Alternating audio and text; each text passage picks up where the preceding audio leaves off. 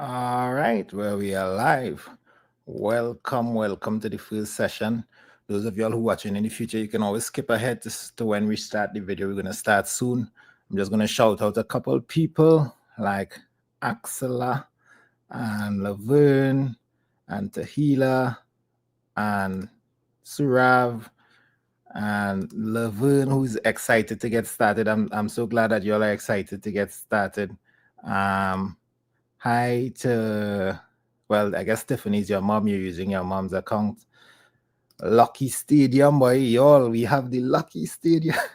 We have the Lucky Stadium inside. Big up the Lucky Stadium. Big up the Lucky Stadium. And Tristan, it's time to go. It's time to go. It's 1 o'clock in Guyana. It's actually 12 o'clock where I am. So I'm teaching out of New Jersey right now. I'm in New Jersey and it's kind of cold here, but the maths must go on. So if it's your first time on the channel, you can feel free to subscribe and press like on the video. We're going to get started. So we are going to do paper 2. We're going to do the most recent paper 2 and the most recent paper 1. So I already have it loaded up here. So we're going to jump at that in a couple of seconds. Next week, we'll be here at 1 p.m. Those of y'all who are interested in the student hub, let me see if I can send my banner up here. So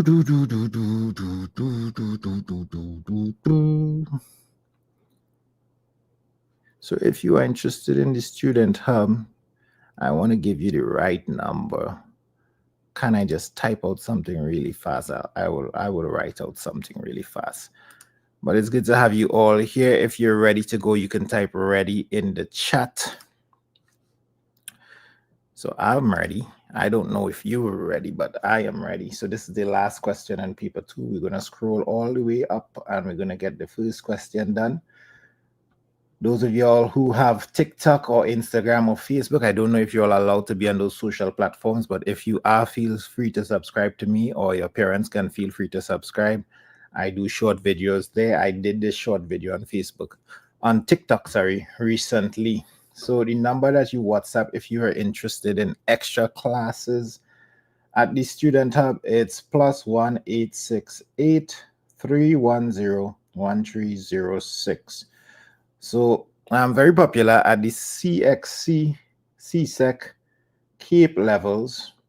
So if you have older cousins or brothers or sisters or aunts or uncles who did CXC recently, they may know about me or they may know about the Student Hub. But I'm also doing now subjects for primary schools in different regions in the Caribbean. Right now we're in Guyana and we're doing NGSA. Now there is some similarity across the Caribbean to other subjects like SEA and CPEA and Common Entrance, but there are some differences as well. So everyone is typing, they are ready. So I think without any more further talk, we should just jump straight into the first question. Onika is ready, Anna is ready, Calwell is ready, Sasha is ready. So let's jump into it. Now remember, you have to be respectful in the comments, be respectful and be very helpful. So feel free to say the answers. Try not to spam too much, right?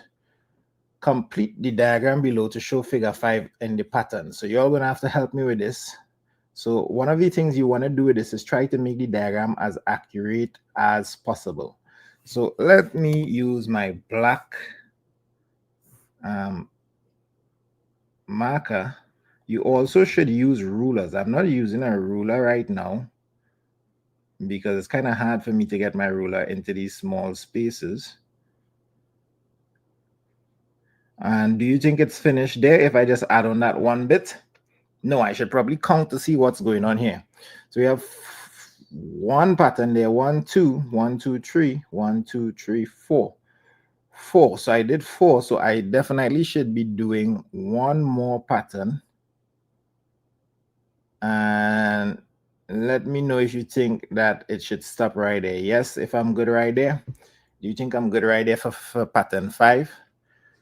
I'm going to show you something amazing with these patterns that show up in NGSA. It's very similar actually to some other exams like CXC exam, CXC maths exam. It's similar a question that shows up in number 7 and CXC maths exams. So I've been looking at these questions closely for the last few years in NGSA. And let's take a look at the next part. So I think we're good to go there. My diagram is a little shaky. Please use a ruler when you're doing this. So let's just double check. Let's just double check by counting the dots. We have 1, 2, 3, 4 dots here. 1, 2, 3, 4, 5, 6, 7 dots here. 1, 2, 3, 4, 5, 6, 7, 8, 9, 10 dots here. Can you tell me how many dots you think we are going to have in this figure without counting? That's what I want to point out. That's the key part here. This is what we need to take away from this question. We went from 4 to 7, 7 to 10. What is the difference? Each one of these is going up by, yes, so well done, Miracle. Well done, Suraj. Well done, Sudesh.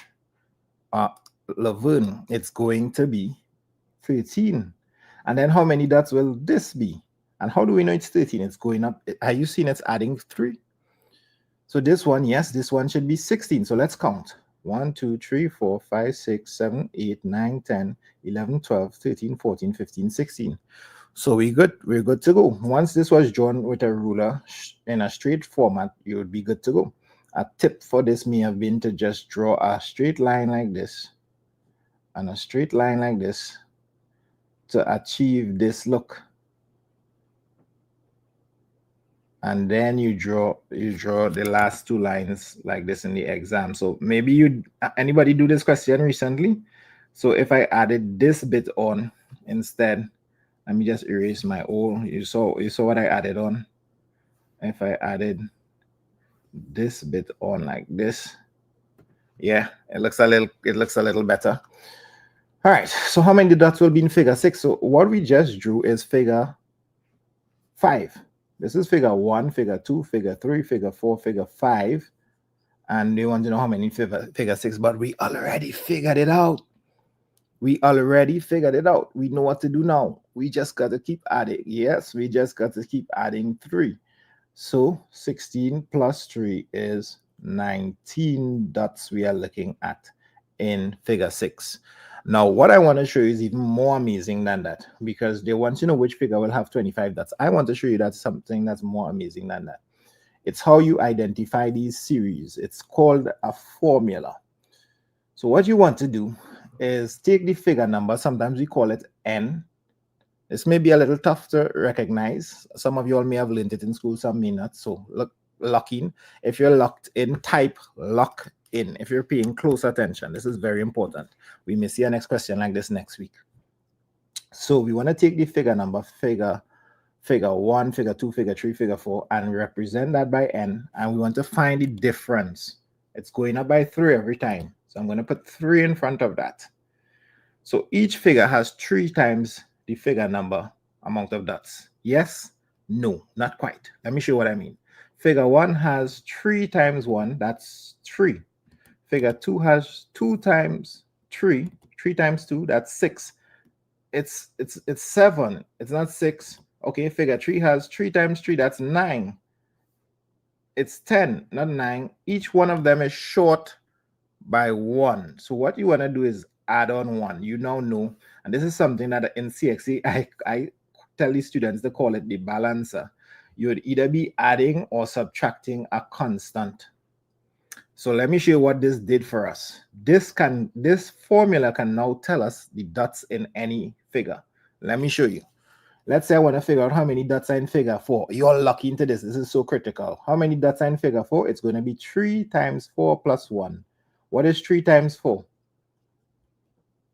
3. And when you have 2 numbers next to each other like that, it means multiply. 12 plus 1 is 13. Isn't that amazing? We can now figure out how many dots in any figure. If we want to figure out how many dots in figure 6, that was asked just now. Let's see if we're going to get 19. We're going to say it's 3. And instead of putting 4, we're going to put 6. That's the 6th figure. 3 times 6 is 18 plus 1. 19.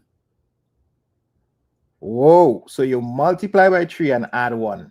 Now, if you want to go backwards, because we now know the number of dots, if you want to go backwards, instead of multiplying by 3, 3 times n, and add 1, you're going to subtract 1 and divide by 3. Let's try that. So for 25 dots to figure out the figure number, we want to go backwards. What is backwards? Instead of adding 1, we subtract 1 and divide by 3. So 25 minus 1 is 24 dots. And 24 divided by 3 is, we all know that 3 8s are 24. This is figure 8. So I'm actually taking all this time to go through this technique. Of course, some of y'all can figure this out mentally very easily. But I want to go through this technique in case something like this shows up in the exam, which it did a couple of years ago. So now you know how to find this formula. Important, right? So take how much time you need to watch over this. You can watch over the video afterwards so you can understand what's happening with this formula. It works for all of these types of series. All right. If you understand, type I understand. I know the question is super easy. You didn't need to use the formula in this, but I wanted to make sure that you have that formula understanding down. Then we're going to do our next kind of pattern here. It's going 1, 2, 3, 4, 5, 6, 7, 8, 9, 10, 11, 12. At a school, the lockers are 4 in 4 rows. Each locker has a number shown in the diagram below. Rows go horizontally, so they got that right. Columns go vertically. That's all good. That's all well and good. In CXC, you're going to come across something like this called matrices, in where we store numbers in rows and columns. But for now, we're just going to use this lockers. And locker number 8 is in the 4th row. That's true. Locker number 8 is in the 4th row. In which row is locker number 19? Oh, it's missing. You cannot see all the lockers. So we need to predict where locker number 19 would be. So this question is best done and very quickly done by just filling in the numbers. 12. After 12, it's 13, 14, 15, 16, 17, 18, 19. Hold up. Isn't that the locker that I'm interested in? What? In which row is locker number 19? Can you tell me which row it's going to be in, class? We got it right there. We found 19. Well, I wonder what's the next question. If the highest locker number is 28, in which column would locker number 26 be found? So we want to find which column locker number 26 will be found. But before we do that, let me just make sure I write third row. Third row, right? Well, I can go on. That's one way, but I want to show you another technique. But let's use this first. 21, 22, 23, 24, 25, 26, 27, 28. Which am I looking for? I'm looking for 26. Oh, I didn't need to go so far because there are only 28 lockers anyhow. The highest number is 28. Which column? Well, I'll need to continue my numbering for columns. Column 1, column 2, column 3, column 4, column 5, column 6.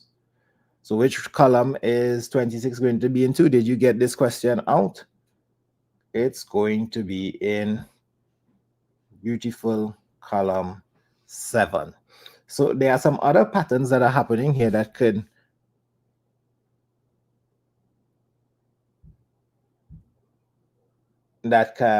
help us to figure. So somebody said second row. Oh no, you can't say second row. They asked for column. So if you put second here, that'll be a fast way to lose a mark, right? Don't do that. Don't make that mistake. So it's actually in the column 7. There's a difference between rows and columns. There are some other patterns that are taking place here. Can anybody in the chat tell me, what do you notice about these numbers? What do you notice about these guys? All of these numbers are what? So if I knew that 4 by 1, 8 by 2, sorry, 4 by 2 is 8, 4 by 3 is 12. Yeah, all of these numbers are multiples by 4. So if 28 is the last column and 28 is actually 4 times 7, I know it's in the 7 column and 26 is only 3 before that. So that's a faster way for me to figure out that 26 is also found in the 7 column. How about that? Another pattern. So I think that's enough of the pattern questions. Let's go on because we have to finish this paper and do paper 1. All right. So rate out of 10 how much you understand question 1. Question 1 was worth 5 marks. In the exam, you don't have to answer all of the questions, but I'm going to answer all. You only need to answer 4 out of the 6 questions, but I'm going to answer all. All right, let's have some fun with question 2 now. Candidate number Kerwin Springer. Of course, don't write your name here, right? You'll have to write your candidate number there. The table below shows the charges at a car park. First hour. Oh, watch what's going on in this car park. If you park for the first hour, you get to charge $250. Every additional half hour is worth $100. Interesting. So now Mr. Matthews parked in the car park from 8:15 to 10:45 a.m. on the same day. How long did Mr. Matthews park his car? And we want the answer in hours and minutes. That's important. There are three main ways you can be asked to answer a question with time. You can be asked hours and minutes. You can be asked minutes, or you can just be asked hours. So you need to know how to do all of them. All right, so we're going to have to do a little subtraction in our beautiful working column here. Let's see what's going on. So 10:45. So how time works with start, sorry. Look at this, everybody. Start. Hold up. Can you tell me how many likes do we have on the video? How many likes do we have? How much likes we got? Start, duration, end. So it's an important concept when learning time to learn it like this. Start, duration, because how the questions are structured, end. I know my E looks like a C. The one thing that I don't want you to copy from me is my handwriting. Please don't copy my handwriting. So start, but you can copy everything else. Start, duration, end. So if you are given the start and the end and you want to find the duration, there's a way to do that. We have the start time, the end time, and we want to find the duration. What do we do? And I see lots of answers flying here. I see lots of answers flying across here. Well, you are correct. We are going to hit them the good old subtractos. Time to subtract up these numbers, ladies and gents, boys and girls. 5 from 5. Well, 15 from 45 is just 30. Lucky for us, we didn't have any weird things happening here. Do you know we can have some weird things happening here with time? Maybe next week we may see some weird stuff happening. But this is okay. This is really good. 45 minus 15 is 30, and 10 minus 8 is 2. So this column stands for hours, and this column here stands for, this section here stands for minutes. So we have 2 hours and 30 minutes is correct. And we had a bunch of people giving that answer, like Lisa and Kelsey. Well done. So how much money was Mr. Matthews charged excluding the first hour? Ooh, what does excluding mean? Why did they put this word in bold? Is this the first word in bold for the paper? Yeah, boy, that's the first word that come out in bold. So they really don't want us to miss that word. And this means if you were excluded from a game of cricket, what does that mean? That means you didn't get to play. So if we're excluding the first hour, let's get rid of that first hour. Let's remove that first hour. So it was 2 hours and 30 minutes. Let's take away 1 hour. That's the first hour. So that's only 1 hour and 30 minutes. So how much money was Mr. Matthew charged excluding the first hour? Well, we know for the first hour, he's going to be charged $250. How do I know that? How do I know he's going to be charged $250? Because they said that first hour is $250. But for every 30 minutes, every half an hour after, he's being charged $100. In 1 hour and 30 minutes, how many 30 minutes are there? How many half an hour are there? So 1 hour and 30 minutes, this may come as a shocker to you. I'm about to tell you something, something amazing. But 1 hour and 30 minutes is actually 1.5 hours. That's like 1 whole and a half in terms of hours, right? 1 whole and a half. How many halves are in 1.5? That's the question. Why am I asking how many halves in 1.5? Because every half hour we have 100 being charged. I'm seeing some correct answers and I'm seeing some wrong answers. Every additional hour, he is being charged 100. How much money do you think he's going to be charged, excluding the first hour? Write your answer in the chat. You can't include that first hour. So he was charged 250 for the first hour. After we remove the first hour, there's just 1 hour and 30 minutes to go. 1 hour and 30 minutes is an hour and a half. That's 3 halves. 1 half equals $100, but it's not 1/2 hour he stayed 1.5 hours. That's 3 of them. So 1.5 is actually 3 times a half. That's going to be 3 times 100. 3 times 100 is the good old number 300. So why was I seeing a bunch of 350?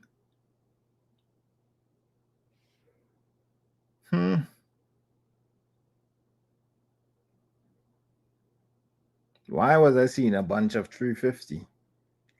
So I think we had some mistakes happening there. Rita parked in the same car park for 3 hours. How much money was she charged? Hold up.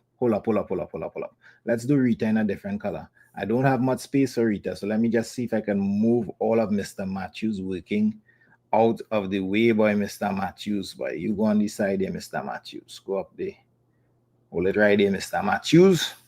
Now, let's work out Rita. Rita parked in the same car park for 3 hours. This is very important. Watch this. The first hour for Rita is going to be $250. After I do the first hour, how many hours she has to go again? She would have 2 hours to be charged again. Well, in those 2 hours, every half an hour gets charged $100. How many half an hours are in 2 hours? 1/2 hour, it's $100. How many half hours are there in 2 hours? In 2 hours, we have 4 halves. In 2 hours, in 2 wholes, we have 1, 2, 3, 4 halves. So I'm going to have to say 4 of the half hours. That means she's going, did I put 1,000? Oh my gosh, I'm overcharging Rita. Hard luck there, Reeds. So it's going to be 4 by 100. It's going to be $400. Now, is that the answer? Do I write 400 here?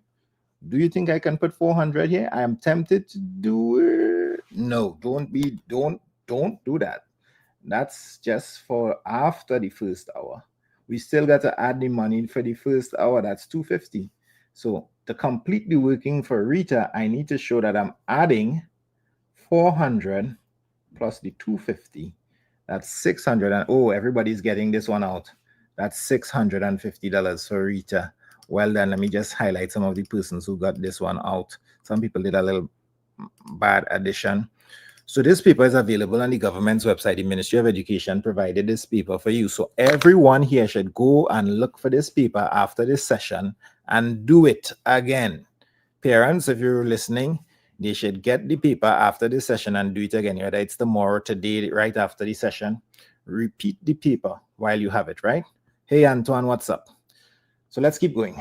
Martin bought the washing machine, shown below, at a sale. Ah, boy, Martin, you get a sale, boy. The original price is $80,000, and it's on a discount. What does discount mean? How much did Martin pay for the washing machine after the discount? Discount means you don't got to spend that amount of money.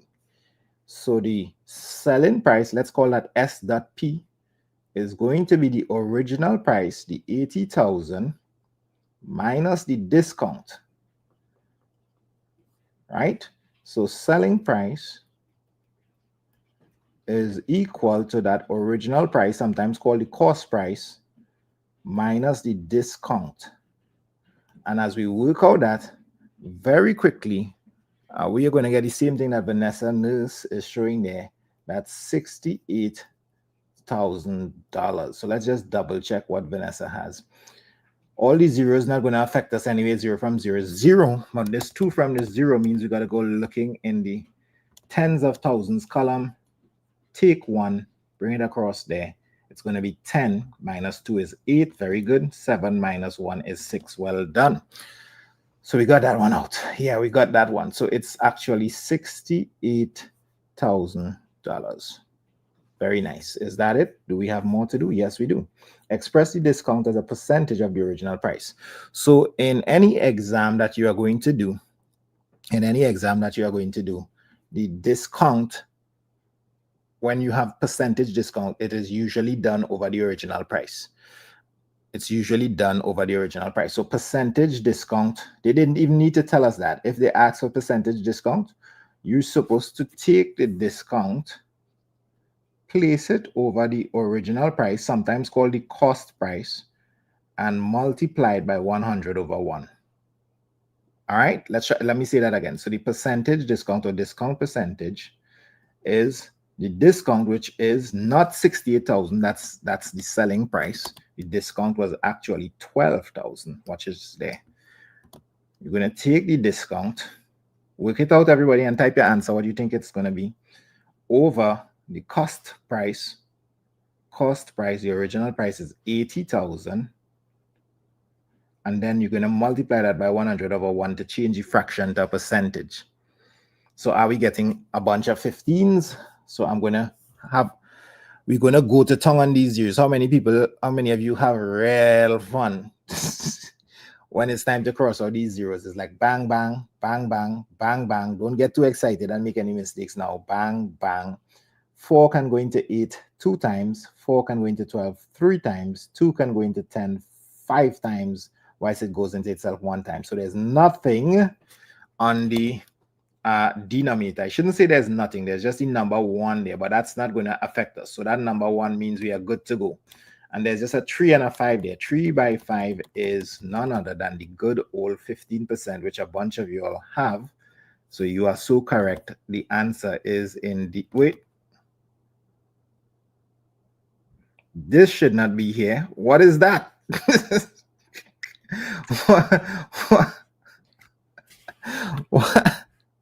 What is that?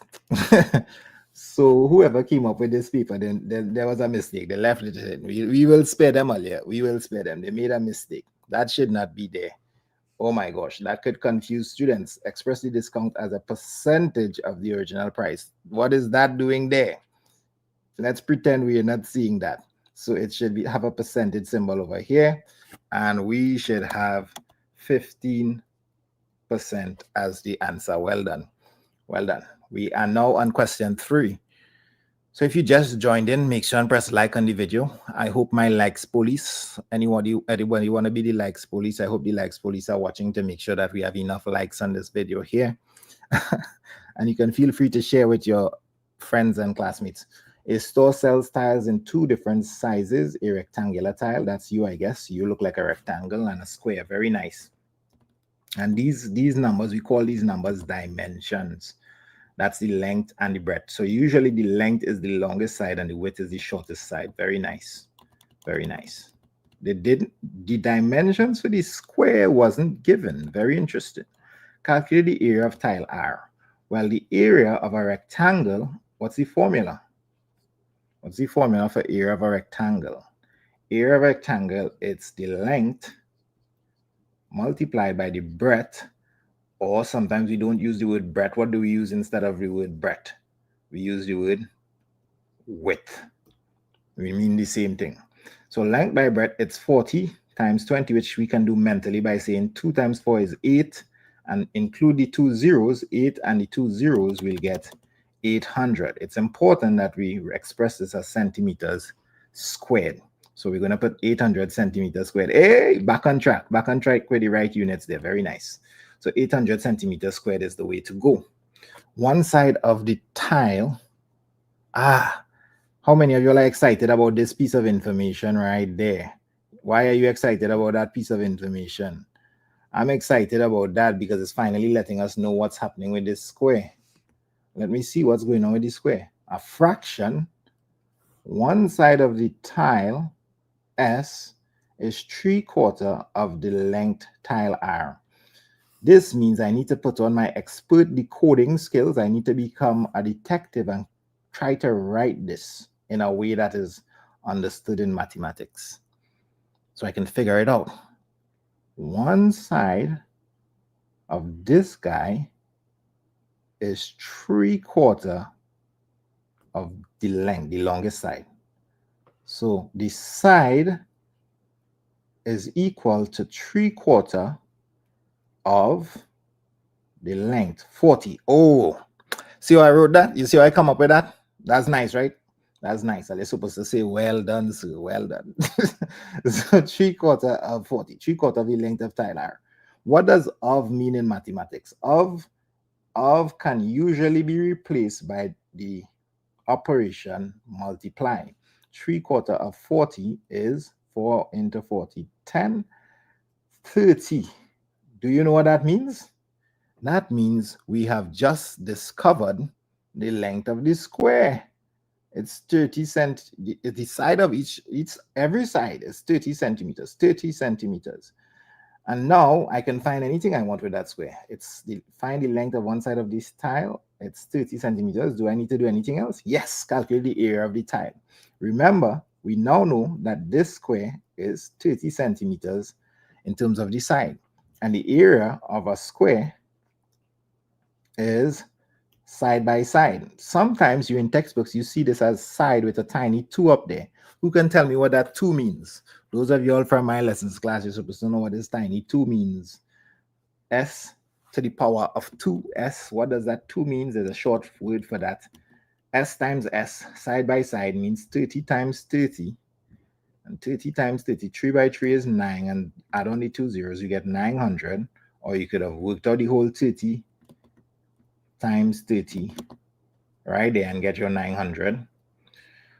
It's also okay if you have this part here and operational workings there in this space. But if you run out of space, you can do some of your statements on this side as well. I'm just doing it for space. And the answer is 900. By the way, this tiny 2 means squared. S squared means S times S. That's what it means, squared. So what we did is we substituted for the side. We used the formula for the area of a square. So if you understand right, I understand in the chat.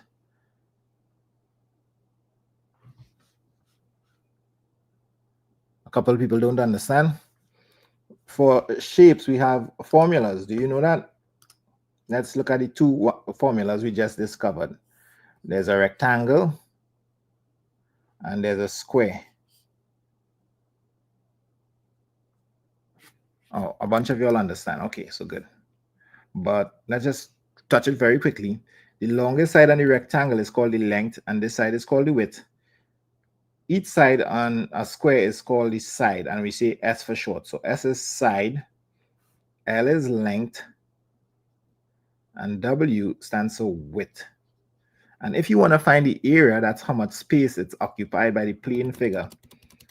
How much the region enclosed by the plane figure is the area. You can use these formulas. So the area of a rectangle. Oh, by the way, if it looks blurry for you, you have to increase the settings on your side, right? The area of a rectangle is equal to what? Length times width. It's a multiply. It's one of the easiest things you can do in maths. And the area of the square is also technically length times width, but both of them are the same, so it's just side by side. So let's give an example. Let's pretend we had this beautiful rectangle like this, standing up in the sky like this. Oh no, why did my rectangle change into a trapezium, right? And let's pretend we have this nice looking square right there. And let's say I told you that this is 10 and this is 7. And let's say I told you that this is 11. Let's make it 12 centimeters. So can you find the area of these two plane shapes? So the area of this rectangle, who can tell me what's the area of the rectangle as fast as you can? The area of the rectangle is going to be length times width. And who can tell me what's the area of the square now, as fast as you can? The area of the square is going to be side by side. Now we know one of the sides, so the next side must also be 12. So the next line is called the substitution line. This line is your formula line. This line in yellow is your substitution line. You have your formula line. That's S times S. I know it looks a little scrappy. And this is my substitution line. So I should have 7 times 10 here, which is 70 square units. So if this was meters, this is going to be meters squared. This one is going to be 12 times 12. That's the last answer on your 12 times tables. It's going to be 144 centimeters squared. All right, so that's enough of that. Let's go on to our next question. The area of the bathroom wall. Hey, this is the same question actually. We're going to cover it with the tiles from S. Now keep in mind, each tile in S is 900 centimeters squared, right? 900 centimeters squared. And there's a whole bathroom wall. There's a bathroom wall, that's your shower, blah, blah, blah. Maybe you put your soap in a little dish thing here. But what we want to do is we want to get this whole wall covered with the tiles. Each one of these small tiles must go on the wall. But each of these tiles is 900 and the entire wall is 180,000 centimeters squared. So what do you think? What operation will we do to get to the bottom of this? What are we going to do to get how many tiles can fit on the wall? How many tiles would be needed to cover the wall? I don't know if you're seeing it, but it's clear as day to me. It's going to be a division. I'm going to say the number of tiles must be equal to the total area divided by the area of one tile. So it's going to be 180,000 divided by 900. And we're going to hit them zeros. We're going to hit them zeros. Bang, bang, bang, bang. And 9 will go into 18. We can do that. 9 into 18 is 2. Don't forget about these 2 zeros here. That's a beautiful 200 tiles. 200 tiles, ladies and gents, boys and girls. 200 tiles. This person has to buy 200 of these tiles to put it on their wall. All right, let's keep going. Next question. Oh, this is the best question on the paper. This is the question. Do we get to complete it? Use it. Hey, what is this word? Ali, write this in the chat, please. Write this in the chat. Everybody write this and put a smiley face next to it. Because I know some teachers probably watching this like, yes, sir, tell them to use a ruler. Oh gosh, but they still don't use a ruler. Up to now, they're not using a ruler. Using a ruler. So you know what? Just I will try to use a ruler as well, although it's kind of bent in the paper, boy. Jeez and ages. It's kind of bent. But just to practice what I preach, I'm going to try and use a ruler here. Why my ruler isn't allowing me to my ruler isn't allowing me to tilt. Here's what I so want to get this ruler done. I am going to copy the diagram and tilt it see if I can tilt it myself. So let's see. I want to try and use this with a ruler. How many of you all can do this question? 10 out of 10 if you can do this question, it's no problem. Maybe you're getting ready to watch me do this question and you know you're a boss when it comes to this question. I think that may be it right there. Let's see if the ruler agrees. Kind of. It's kind of tilted too much to the next way now. So you're going to use a ruler and you want to have a clear ruler. I'm going to do it in red. And your ruler should be clear. The next thing that you want to do is start off by getting the vertices. Do you see that this is 1, 2 blocks away, 1, 2 blocks? We're doing this in my class right now.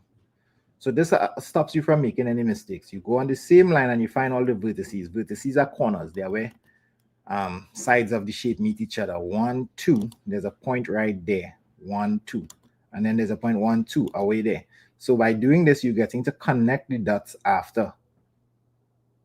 If you understand this technique, right, got it in the chat. So I set out my dots first, and then now all that's left for me to do is connect it to the mirror of this, because you don't want to mess up an easy question like this, lose marks in an easy, super easy, squeezy question like this, right? Try not to draw curves and stuff. Use your ruler. Once again, the diagram is tilted. So next week I'll try and this should be straight across.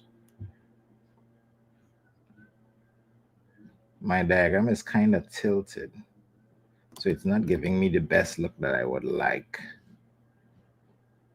You should be using a ruler. Next week, I'll remind me what I'll say next week, right? Next week, I'm prepping up these diagrams so I could use the best ruler ever. So if I see me don't use a ruler next week, it could come for me. But this is how your shape should look. And it looks kind of like a cross. We got it, right? This is easy, right? Super easy. Using a ruler, complete the shape above to show that it's symmetrical. And you want to have this done perfectly well. If they will... All right, I think that's good. I think that's good. So let's go on to number 4. Guys, we're getting ready to finish. Do you want a break between paper 1 and paper 2? A tiny break to get some water or something? Anybody need a break? Because we are getting ready to finish paper 2 and we're going to go to paper 1. Paper 1 is getting ready. 3 solids, P, Q, and R are shown below. For 2 of these solids, the number of faces is the same. These 2 solids are. So faces are the flat plane surfaces. There we go. We have one surface there. We have one surface on that side. You all seen these surfaces? That's what a face is. There's another one there. Oh, hey, there's one in the back. Who's seeing the one in the back? There's one in the back. How many faces does this? What is this shape called? Shape P is called what? And there's a face below here as well. What is shape P called? Shape P actually has 1, 2. How many faces? There's 1, 2, 3, 4 triangular faces and a square face below. So there's 5 faces here. This is called a square-based pyramid. Well done, Walima. It is a square-based pyramid. I should know that you would get it right. Just look at that sword. So yeah, it's a pyramid, and it's a square-based pyramid to be exact, because that base is a square. This guy has how many faces? 1. He has the front face here. There's a face behind. Can you see the face behind? It's behind everything. So this face is come in pairs. What is this shape called? Shape Q is called what? So there's a face here. 1, 2. The faces come in pairs. Then there's the top and the bottom. That's 3, 4. And then there's the 2 sides. There's 5, 6. So this shape has 6 faces. This shape is called a cuboid. So this is a cuboid. This is a square-based pyramid.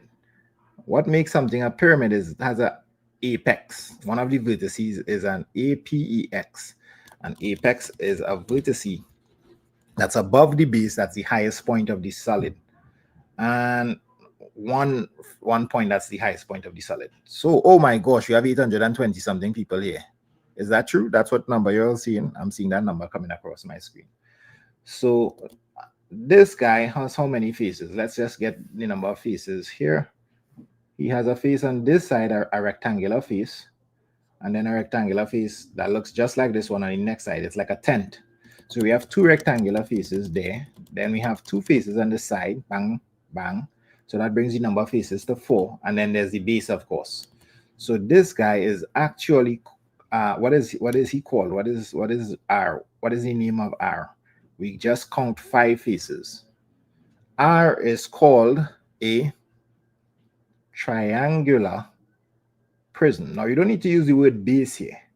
It's not necessarily on the base. So we can just call R a triangular prism. This cuboid can also be called a rectangular prism. Anyhow, For two of these solids, the number of faces is the same. These two solids are P and R. We just worked that out, right? P and R have the same 5 number of faces. Well, it's not the same type of faces, but they got 5. Both of them have 5 faces. All right. What is the ratio of the number of vertices to the number of edges on solid P? So solid P has entered the question. Let me draw over solid P. Where can I draw over solid P right next to the question? I'll draw it here. Solid P has a square to start with, and then there's an apex up top, and all of the sides go up to meet this apex like this. It's a pyramid. What is a vertice? A vertice is a point, sharp. If I were to throw the pyramid at you, the vertice is the little pointy part that will hurt. That's a vertice. That's one there. That's one there. That's how many vertices do we have? 1, 2, 3, 4, 5. I'm going to put 5 here. 5 is a prime number, so I can clearly put that there. Number of edges for what's an edge? An edge is where two faces meet each other. Let's see how many edges we have. Let's see how much edges we have. Let's count these edges. That's 1 edge, 2, 3. Don't think I forgot the one in the back. 4, 5, 6, 7, and I'm missing this one here. 8. You all agree with me? 8 edges. Let's try that again. 1, 2, 3, 4, 5, 6, 7, 8 edges is so good. 8 edges. So it's 5 vertices to 8 edges. This represents a ratio, 5 to 8. Very nice. We're collecting all these marks, people. Which two solids can be grouped as prisms? Well, first of all, we need to know what a prism is. So a prism is a solid with a uniform. Who can tell me what's the next 2 words that talks about a prism? Who has been learning their work? What is a prism? And it means that, let's look at the prism that we have. It's like this. It means that if I were to take a knife and try to cut this guy, let's take a really sharp knife. Think about the sharpest knife that you have. And I try to cut through my prism. Guess what I'm going to get? I am going to get a triangle. Anyway I try to cut on this, it's going to get a triangle. So the definition, I didn't see anyone type it. Did anyone type it? The definition for a prism? Yes, we have Tina, we have Cassidy. They all got it. That's the word I'm looking for. A prism has uniform cross section. So a uniform cross-sectional area. So anyway I try to cut this prism, it's going to give me a beautiful triangle that's of the same size. That means it's a prism. Any shape that can do that, even a cylinder, if I try to cut the cylinder and it keeps giving me a circle that's of the same size, that means it's a prism. Even, has anyone seen a beautiful loaf of bread that's really well made? You know what I mean? A loaf of bread like this. Even a loaf of bread is a prism. Because if I try to cut this anyway along, I'm going to get this kind of bread slice shape. That's a prism. Uniform cross section. That's the key. That's the key. Uniform cross section. So which one of these do you think is a prism? I think you can see the answer very quickly. If I try to cut this cuboid, I'm going to get these rectangles all along, and all of them are the same size. If I try to cut the square base pyramid, yes, I will get a square if I try to cut it this way horizontally, but the square is getting smaller and smaller. What in the world? That's not a prism. That's a pyramid. So this guy is a prism, and this guy is a prism. Q and R are prisms. And we are ready to do our next question. Part B. So we are into angles. Who's ready for angles? If you're ready, type ready. If you're ready, type ready. Find the size of the angle marked P and R in the diagram below. Just so? Just so then what we to do that, boy? So what are you going to do if you see this question? Just so? How do we solve this question? Imagine you are sitting at your desk in exam and you are trying to figure out this question. What do? You're watching your paper. Who has an idea of what to do? If you know what to do, say, I've got it, sir. Do you know what to do in this question? I think I know what to do. I'm seeing two lines. I'm seeing these two dashes here. I just spotted them. What do these lines mean? When you have those lines on the side of a plane shape, that means the sides are equal. Do you remember seeing those lines on the square that I drew? Sometimes they put them on a square like this. Bap, bap, bap, bap. That means they're equal. So what does it mean if two sides of a triangle are equal? If we have a triangle and the two sides are equal like this, that's a special type of triangle. What type of triangle is that? Starts with I, SOS, CELES. Have you ever come across this triangle before? It's called an isosceles triangle. It's not an equilateral. If it was equilateral, then we'd have to put a dash on this one, but only two are equal. What do we know about isosceles triangle? The base angles on an isosceles triangle are equal. This angle must always be equal to that angle. This shape, it's kind of sideways. So this angle must be equal to angle P. I think I can make use of that information, knowing all that I know about shapes. So what I'm saying is that this angle here must now be equal to this angle here called P. So let me name this angle. I can name an angle. If this is P, R, let's call this one Q. So since triangle ABC, it's called ABC is an isosceles,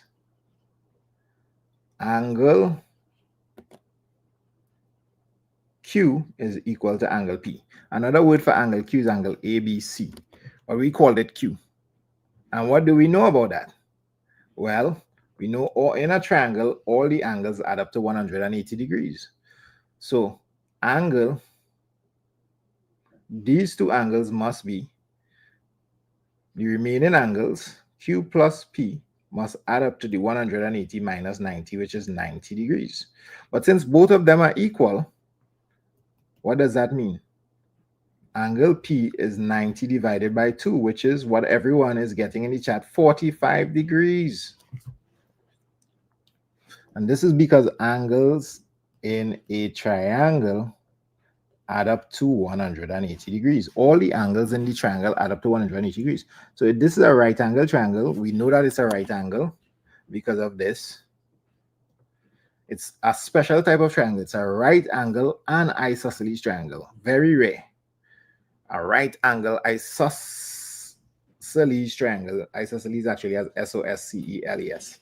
So that means this angle is actually 45. This angle is 45. And if we add up 45, 45, and 90, we get to 180. Well done, class. You all got that answer way before me. Very good. So it's going to be 45 degrees. And R, well, R is very easy to get the answer for R now. How do we get the answer for R? What do we know about angles on a straight line? So if we know that angle P, which is now 45 degrees, is here, how do we get the value of angle R? Well, angles on a straight line add up to 180 degrees. Therefore, angle R must be equal to 180 minus 45, which is 5 from 0. We're going to have to take 1 from the tens. 5 from 10 is 5. 4 from 7 is 3. 135 degrees is the answer. Now, they already have the degrees here for us. 135 degrees. You got to subtract from 180. What a beautiful angles question. So there's always going to be this angles question about here in your paper just before the ending. All right, let's keep going. You all ready for the break, or we keep going? Do we keep going, or do we take a mini break right now? What do you think? Mini break or hit off number 4, or we'll take a break after we finish the paper?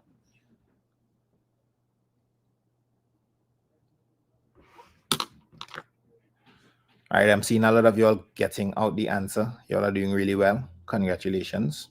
I'm seeing everybody say take a mini break. How about we take a mini break? I play a video, and after the video is done, you will be back in. So a mini break. Everybody run and get some water. Go and pet your dog. Go and say hello to your neighbor. We're going to take a very mini break, and then we'll be back. Run, get some water.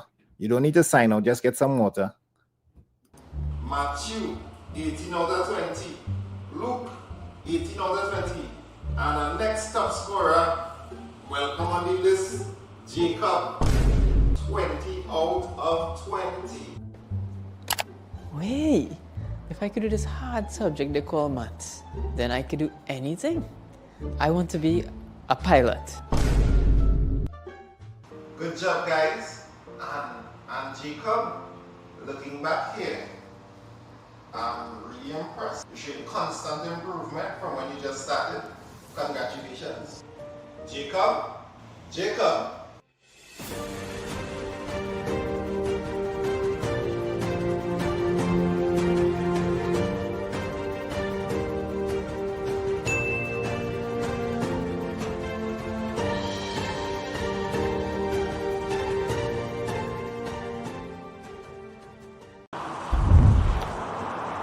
Oh, wait a minute. Online lessons at the student hub? The student hub? Oh, wait. And he's Jacob, the pilot? Yeah, that's why I do it when I fly over.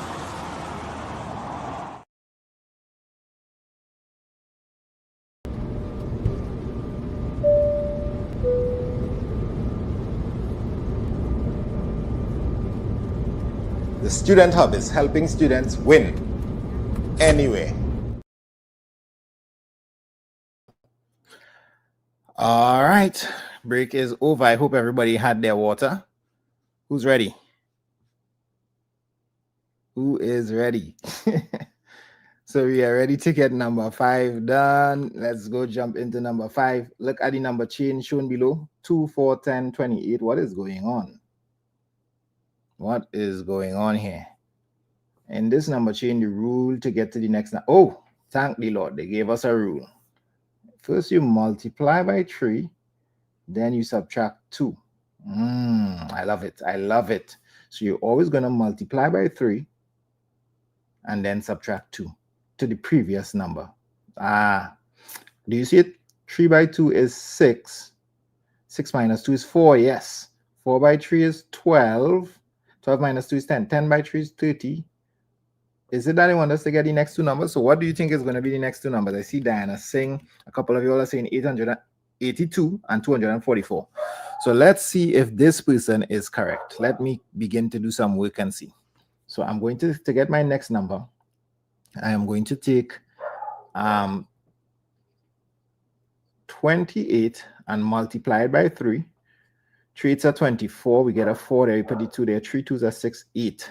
3 2s are 6 plus 2 is 8. Hold up. 80. Oh, I had to minus 2. Don't forget to minus the 2, sir. So we multiply by 3 and then we say 84 minus 2 is 82. Y'all are so good. Very nice. Very nice. And then to get my next number, what do? I'm going to take my 82 again and I multiply that by 3.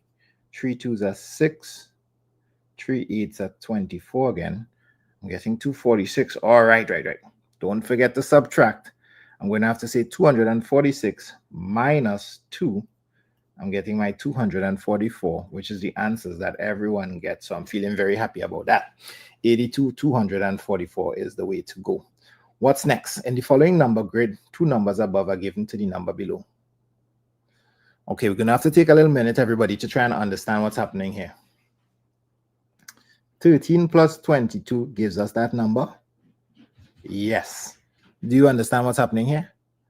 They're taking the numbers on top and adding it to get the numbers below. And is it that they want us to do that again? This feels like a game. Sometimes maths feels like a game, doesn't it? Let me see if I can. You understand that, Danielle? Sometimes maths feels like a game. This feels This feels like I'm playing a bit of Roblox or something here. It looks like fun. Let's see if I can get this out. So 18, and there's a nice little working column for me to add some stuff. 18 plus 17 is 35. Very nice. 17 plus 25, is that 42? Oh, yes, it is. And now all I have to do now is add 35 plus 42. Don't you just love maths? 35 plus 42, 2 plus 5 is, what's the next answer? What is this spot in blue going to be, everybody? 2 plus 5 is 7, and 3 plus 4 is another 7. Oh no, I'm getting 77. Why are some people getting 87? I am getting 77 here. Yeah, that's it. Oh, there's another one. This one looks even more fun. There's a yellow spot and a blue spot. So who can tell me what goes in the yellow spot, what goes in the blue spot? Wow, this is like a puzzle. It feels like I'm playing Sudoku. I need to do some back working here to try and figure out what is going on. How do you spell Sudoku? Is it S-Sudoku? There's a game called Sudoku, but I forgot how to spell it. Let me see. Sudoku. Maybe you can look up what that game is about. It's spelled like this. S-U-D-O-K-U. Sudoku. This kind of feels like I'm playing Sudoku. All right, so I need to think really deeply about this. I know what to do. I think I'll need to go backwards. So you see how this number is 15 and this number is 10. I can figure out this number by just subtracting the 10, and that has to be missing out. I can do that with yellow too. Like, to get this number in the yellow spot here, this number plus the yellow number must be 10. What number add to 8 will be 10? Has to be 2. That's why everyone is getting 2. So 10 minus 8 is 2. So 2 goes there. And now I can say 2 plus 3 is 5. Or I can say 15 minus 10 is 5. So you have to be able to think about this question really critically to get the answer. Let's keep going. Look at the flowchart below. You take the number 4. Then you multiply by 3. Bang. It turns to 12. Then you divide by 2. Bang. It turns to 6. It's a flowchart with operations involved. Here is another flowchart. Fill in the 4 missing numbers. This is more games. This is more games. In fact, your parents should just give you these questions for Christmas. Who wants these questions? Who wants these questions for Christmas? Who is looking forward to do these questions for Christmas instead of actually getting presents? Do you want these questions for Christmas? All right, let's see. Let's see if you can figure out this game. 18, then we multiply by 3. So I can, keep in mind, there's a lot of missing spots here. There's a missing spot there, and then there's the yellow, but we'll do the yellow afterwards. Let's do the blue spots first. So we're going to take the 18 and we multiply by 3. 3 8s are 24. We'll put the 4 there. We'll put the 2 there. 3 1s are 3 plus 2 is 5. 18 times 3 is 54. 54 divided by 2 is 27. Let's just double check that. So if I have 2 into 54, 2 goes into 5. 2 times remainder 1, and 2 into 17, 2 into 14 is 7. So 27. How about that? You all got those 2 answers for the blue? Now we need to do the tricky part of figuring out the yellow. So I want everybody, I'm going to pause because I think this is the last question in the paper. I want everybody to tell me what's the number for the first yellow. Give me your answer. Represent your region. What region are you from? What region are you from? And what number do you think is going to go there? What number?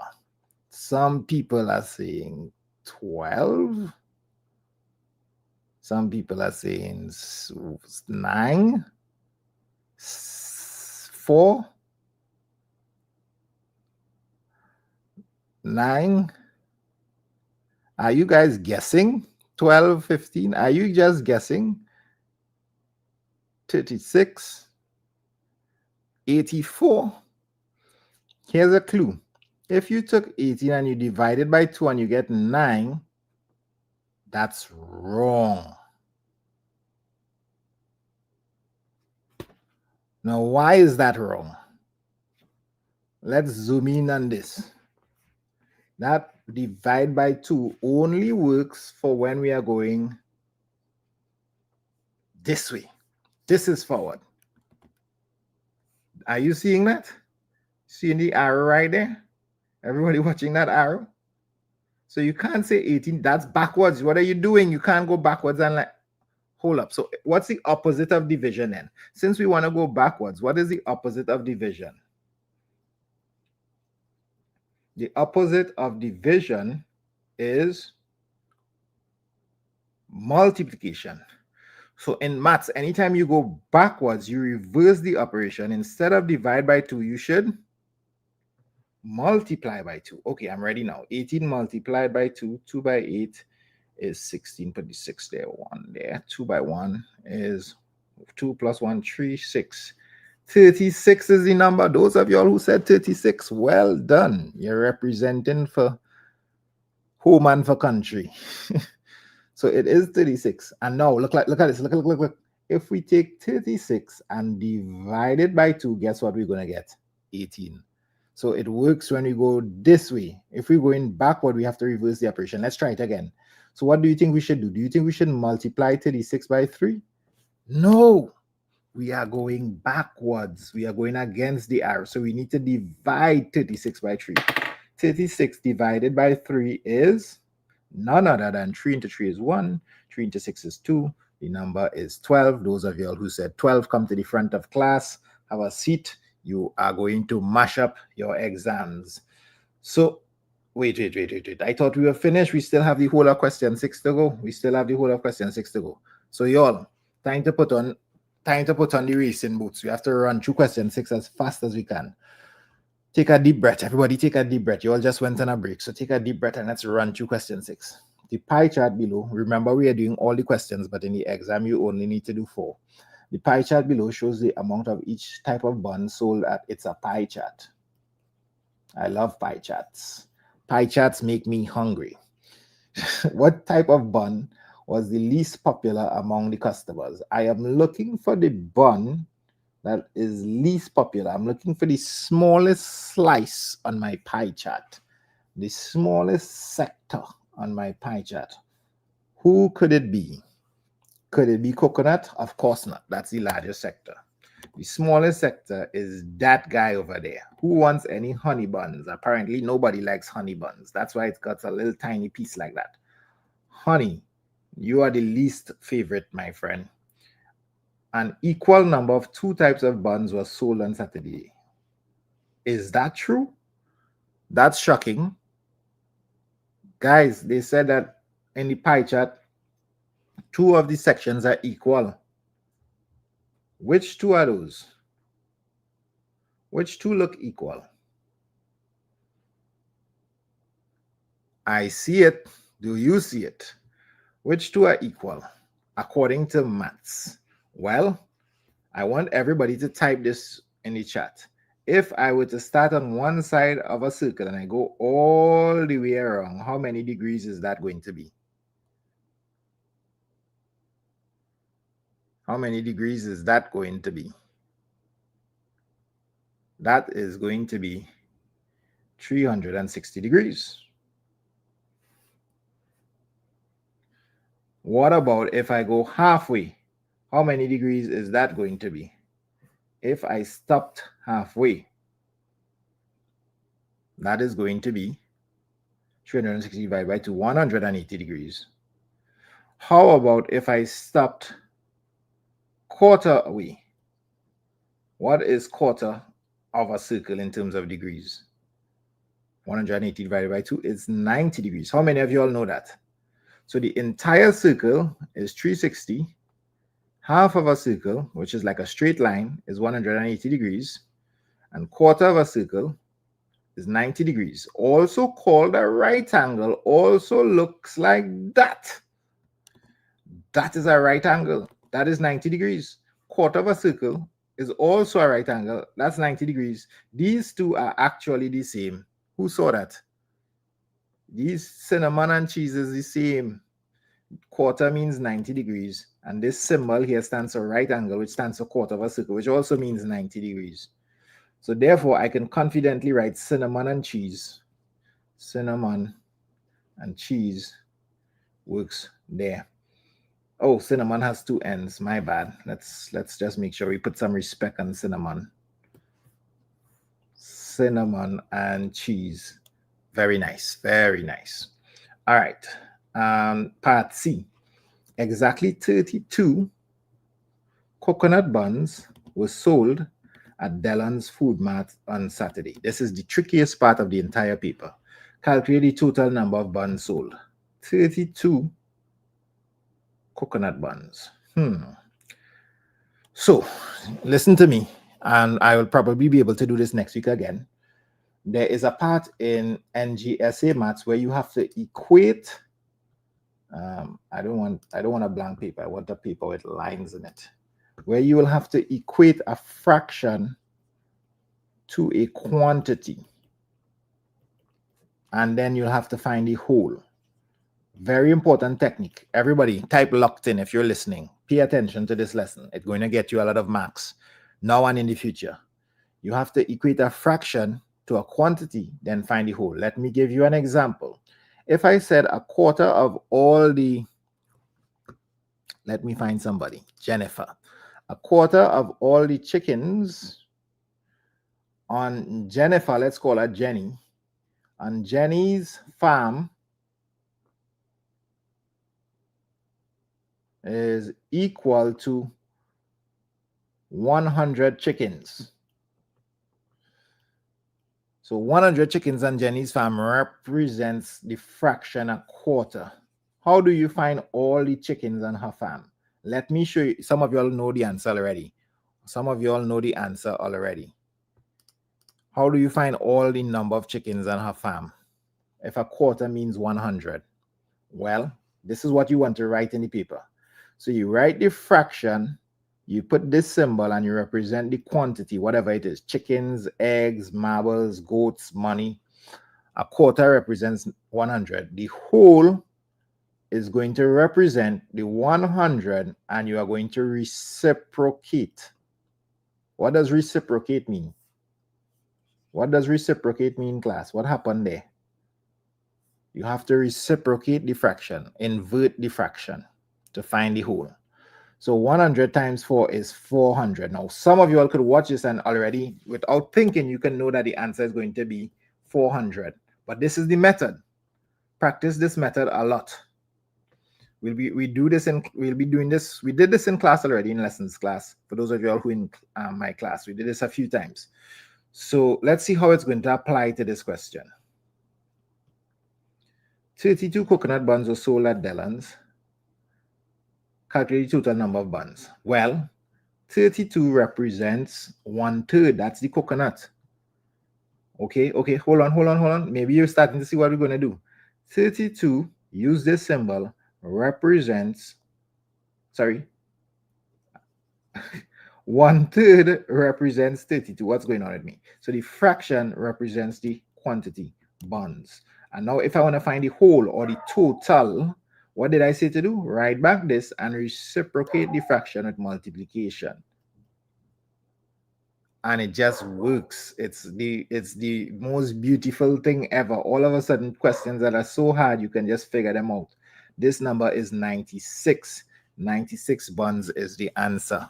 If 1/3 represents 32, the whole represents 32 multiplied by the reciprocal of 1/3, which is 3/1. Yes? Now, the reason why I'm showing you this method is it works easier. It helps you if the fraction is harder to see, like 2/5 or 5/7. You can still reciprocate and it will work.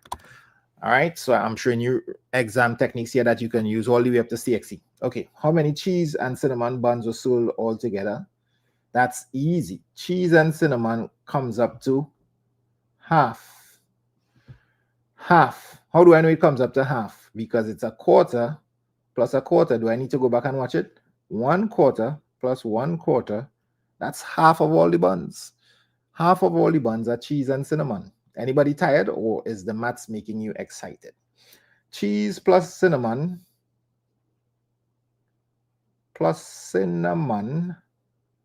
is equal to a quarter plus a quarter, which we know is a half. That's a fact. Quarter plus a quarter is a half.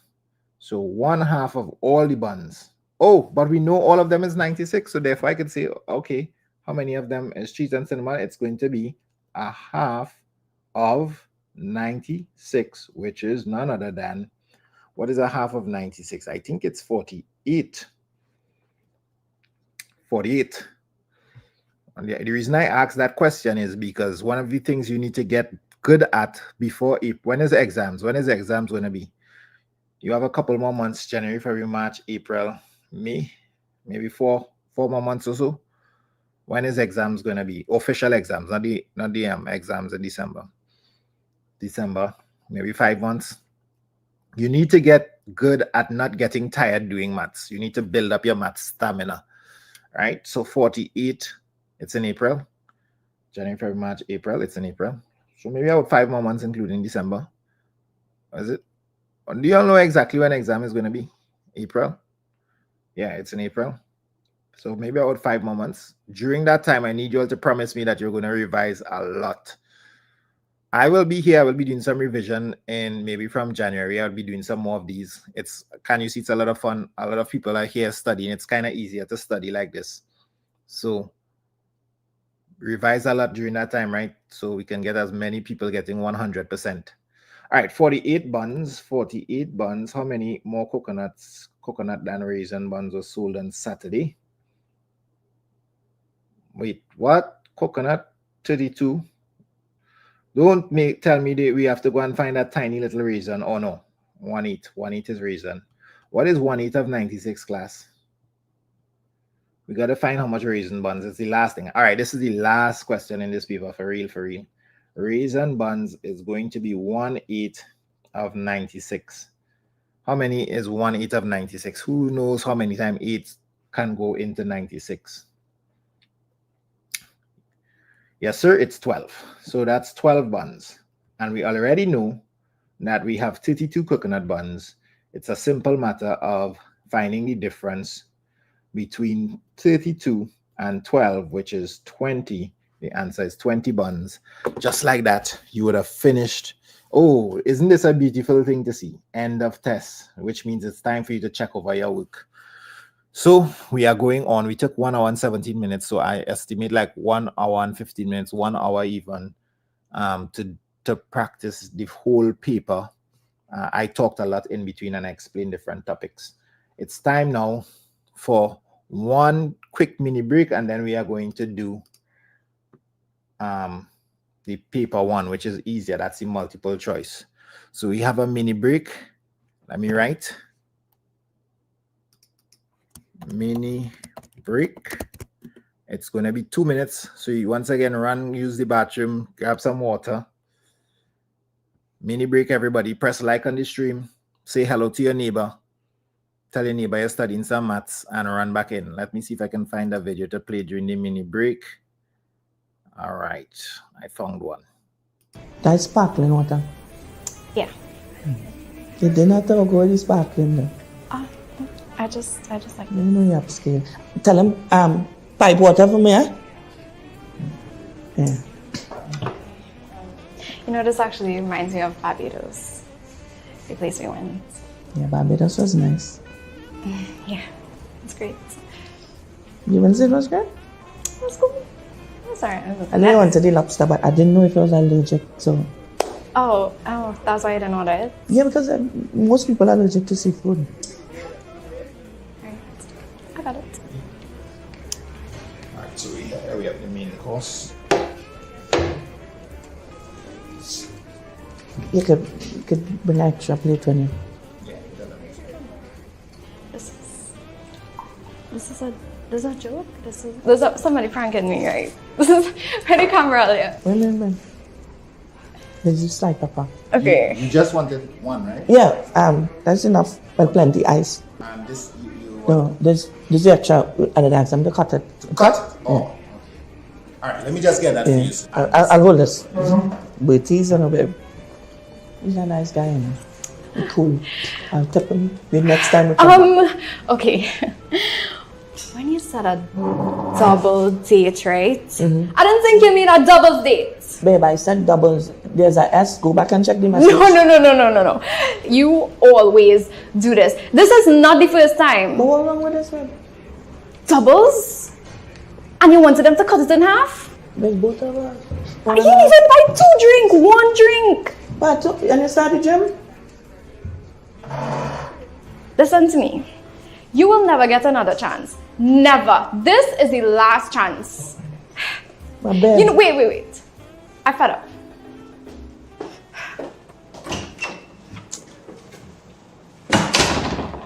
You still want to Scott? That don't make sense, huh? I lost more appetite already. Well, even though she didn't give you a second chance, you can still get a second chance at CXC with the Student Hub.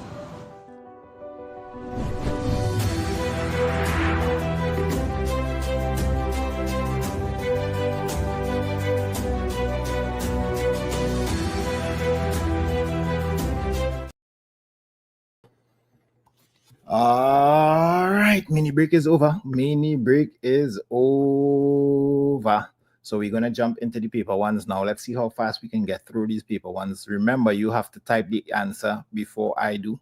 That's the name of the game. Right now, I'm in New Jersey, and it's pretty cold outside, but I'm in the basement here, and it's kind of getting a little toasty as far as the basement is concerned. So that's good. All right, so let's go. Which of the following numbers represents 500, 60,000, and 4? I'm seeing A. Let's double check. 560,000. 4. Oh, yeah, we got it. Very nice.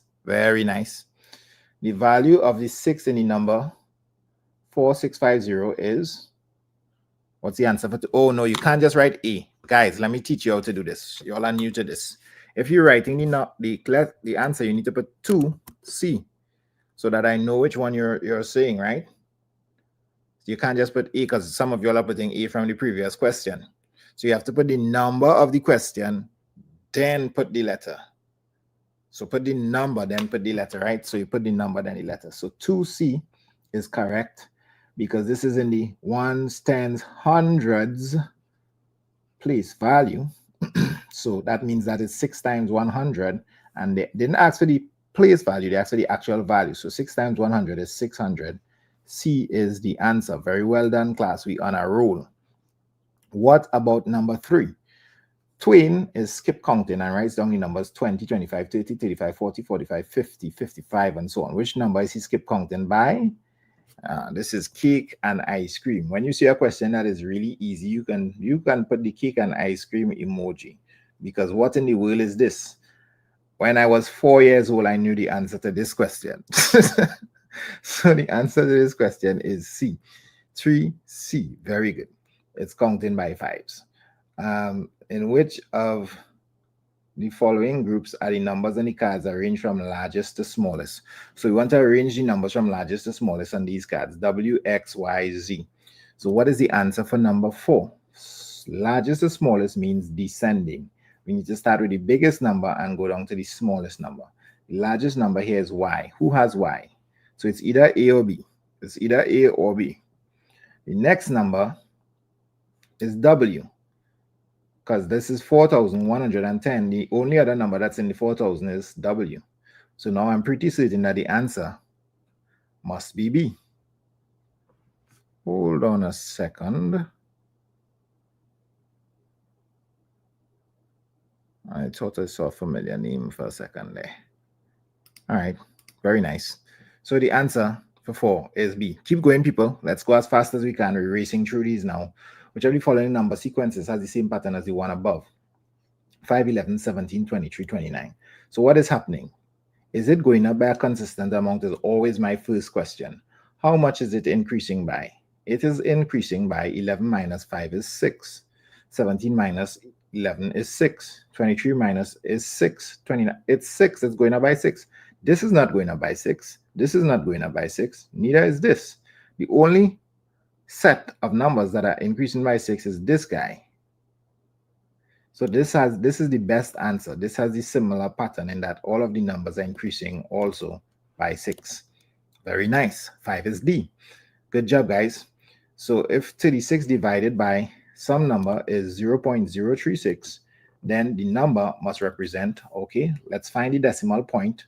We need to find how much it moves. So the decimal point was here, and all of a sudden, look at this now, the decimal point is way over there. What are you doing over there, Mr. Decimal Point? How much did you move to get over there? Well, initially you were here. So then that means you moved 1, 2, 3 places. 1, 2, 3 places mean you need 3 zeros for this to happen. You need 3 zeros, that's C. 36 divided by 1000 means the decimal point would move 1, 2, 3 places to the left, and I will get 0.036. Very nice, very nice. You need to know how to divide and multiply by powers of 10. 10, 100,000, 10,000. Which of the following would represent figure 5 of the sequence? Hold up. 1, 2, 3, 4, 5. 1, 2, 3, 1. So figure 5 should have 7, 9, should have 9 in them. Or maybe you're just counting this spot.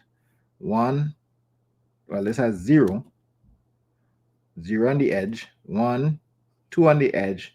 I need 3, and then I need 4 for figure 5, because I need to skip figure 4 and go to figure 5. So 1, 2, 3, 4. A is the answer for this, definitely. Is this the easier paper? I think it is so far. We're having a lot of fun with this one. It's very easy. If the pattern is repeated, how many squares will be in figure 6? Well, if I need to make a 6 figure, I can take this figure and maybe add on a couple of squares to make figure 6 and count the squares. I can also use the technique that I showed you all earlier in class, where I can find, that's not 1, 2, 3, 4, 5, 6, 7, 8, 9, 10, 11, 12, 13, 14, 15, 16, 17, 18, 19, 20, 21. 21. C feels like the answer, but what else can I use? This has 1 square, this has 1, 2, 3, 4, 5 squares. 1, 2, 3, 4, 5, 6, 7, 8, 9 squares. It's going up by 4. It's going up by 4. So going up by 4 again, I'll get 13, 17,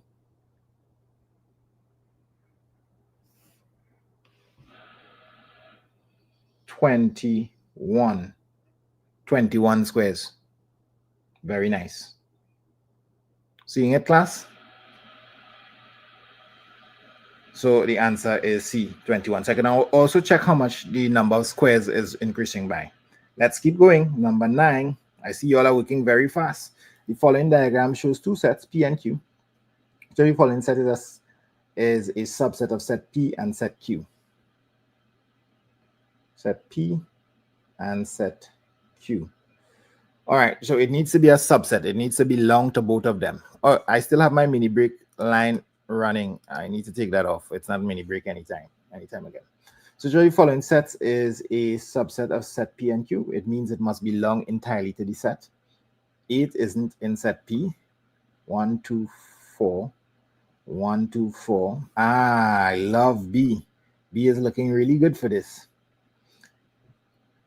Subset means I can find it in the set. I can find it entirely held in the set.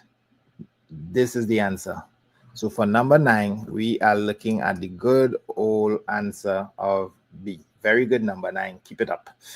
If set E and set F have the same number of different elements, then the 2 sets are said to be, well, if you have the same number, are you equal or are you equivalent? Dun, dun, dun, dun. Dun, dun, dun, dun. This is the first challenging question. This is really testing our knowledge on sets. What's the difference between being equal and equivalent? Well, if you are equal, that means you have the same exact elements, but they're different. So it's not equal. It has to be equivalent. They're the same number, but not the same exact. They're different. So it's D. The answer for number 10 is D. Very tricky question. We'll look out for that question in the future. Which of the following sets is an example of an empty set? An empty set means there's nothing in it. It's got nothing in there. It's empty. Odd numbers that are multiples of 2. What in the world? Have you ever come across an odd number in the world that is a multiple of 2? What is that? I thought even numbers are multiples of 2. Prime numbers that are divisible by 2. 2 is a prime number and it's divisible by 2, so that's not empty. Days of the week that begin with S. Right now we are on Sunday. And what letter do you think Sunday starts with? S. Months of the year that begin with the letter M. How about March? How about May? They should have put O here though, because October happens to be the best month of the year. But anyhow, that's our next story. So the answer, of course, is A, and you all got that really fast. This is not a real thing. There are no odd numbers that are multiples of 2. That's an empty set. Number 12, which is the result when the subtraction is done. Let's work very quickly with this. I am not sure if this 1 is supposed to be there. I think that was 3. So getting a clean copy of this was tough. So 3, when I subtract 13 minus 7, I get 6. Because I take 1 from the 2, it turns to 1. 13 minus 7, I get 6. 1, I'm gonna have to take 1 from this, it turns to 8. 11 minus 4, I get 7. Who has 76 here? It's A. It's A. So it looks like it's going to be A. 8 minus 2 is 6. 8 minus 5 is 3. A is the answer. Well done, guys. You all got A really fast. The number 198 is exactly divisible by 3. Yes, so 3 is good. Is it divisible by 4? No. 200 is divisible by 4, and this is less. This is 2 less than 200, so I could immediately eliminate this and this. 3 and 9 looks very promising. 5 is not, it's not divisible by 5, so the answer must be C, just by the process of elimination. Let's double check the 9 though. The 9 looks kind of suspicious. So 9 goes into 19, 2 times remainder 1, and 9 goes into 18, 2 times, 22. How fascinating. 22 times 9 is 198. Now, how did we know immediately that it's divisible by 3? Well, to tell if a number is divisible by 3, you add up the individual digits and see if it's in the 3 times tables. So 1 plus 9 is 10, and 10 plus 8 is 18. 18 is in the 3 times tables. 18 is divisible by 3. 3 can go into 18 6 times. So that's how I knew immediately that it's divisible by 3. How did I know it's not divisible by 4? Because I know 200 is divisible by 4. Because any 100 is divisible by 4. And this is 2 away. So therefore, it can't be divisible by 4. 196 is what's divisible by 4. All right, let's keep going. Let's keep going. 12 plus 24 divided by 8 minus 6. Who is the most important thing to get done here? This is a classic use of operations and their importance. Now, there's lots of variations of this over the world. I get these kind of questions in my inbox the most. Just this week, I may have gotten like 2 or 3 of them. So students like to send me this. I don't do that. I can't do them now. It's just too much. Students love to send me these questions. Please stop sending me these questions. Imagine getting this question in your inbox every week of your life for years at the end. Y'all, please stop sending me these questions. I'm begging. Right. So yes, you have to use BODMAS. Now, across the world, there's different things like PEMDAS and PEDMAS and BOMDAS, and there's so many different variations to this. But in this case, in the Caribbean, we use BODMAS. So let's look at this. That is inside the brackets. Brackets come first, so we need to do U first. Division is also a very important operation. So then we'll do the division with whatever goes in the brackets, and then we'll finally add. So let's continue in that manner. 12 plus 24 divided by 8 minus 6. 8 minus 6 is 2. Then we're going to look at this division now. So 12 plus 24 divided by 2 is 12. 2 12s are 24.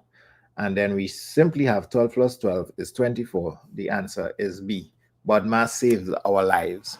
BODMAS saved our lives again. Number 15, a carpenter worked every day for 1 week and earned the sum of $9,128. If he earned the same amount of money each day, then his daily wage was 1 week has how many days? 1 week. Every day for the week, by the man, and even take a break on Sunday, by 7 days. Now, this is a little trickier. Sometimes 1 week Do they mean the weekdays alone? Is it 5? I don't think so. This is not divisible by 5 and there's no decimals. So we're going to have to use this 7. So 1 week is 7 days. So 7 days, he made $9,128. How much would he make in 1 day? This is clearly a case of division. Can 91 be divided by 7? Not exactly. 9 into 7 is 1, remainder 2. Oh, yes, exactly. Why though? Oh, yeah, 13. So 9 into 21 is 3. And 9 into 28 is 4. The answer is 1304. 1304. No matter how you do that division, you're just dividing. C is the answer. Very nice. Yep, that's his daily wage. That's how much he makes every day. Amy has 25 pencils. She gave 3 of her friends an equal number of pencils and had 7 remaining. How many pencils did she give each friend?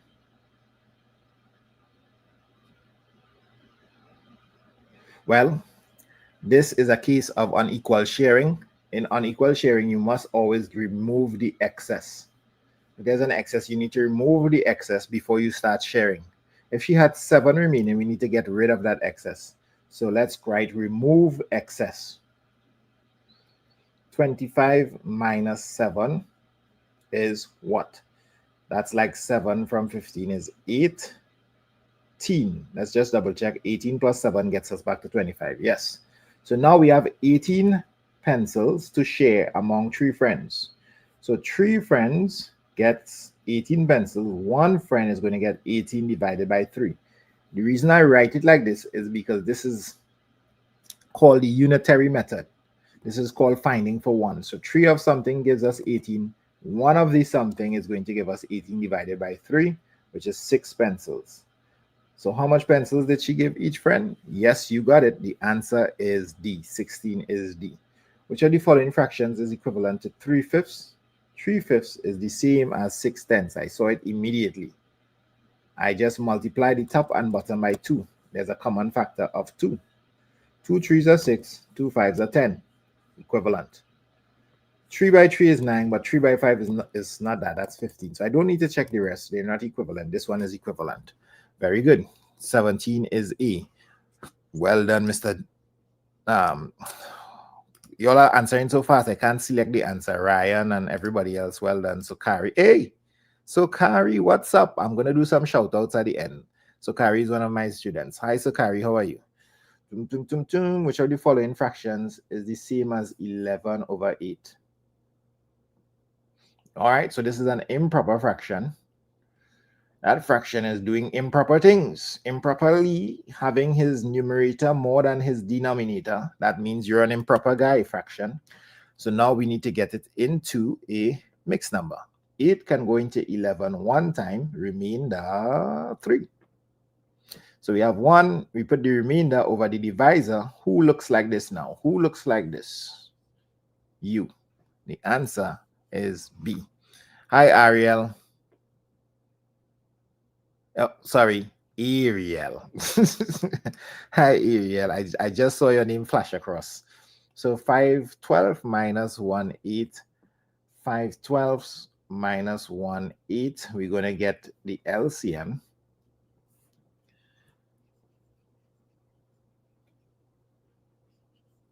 If you know how to do it, type I know in the chat.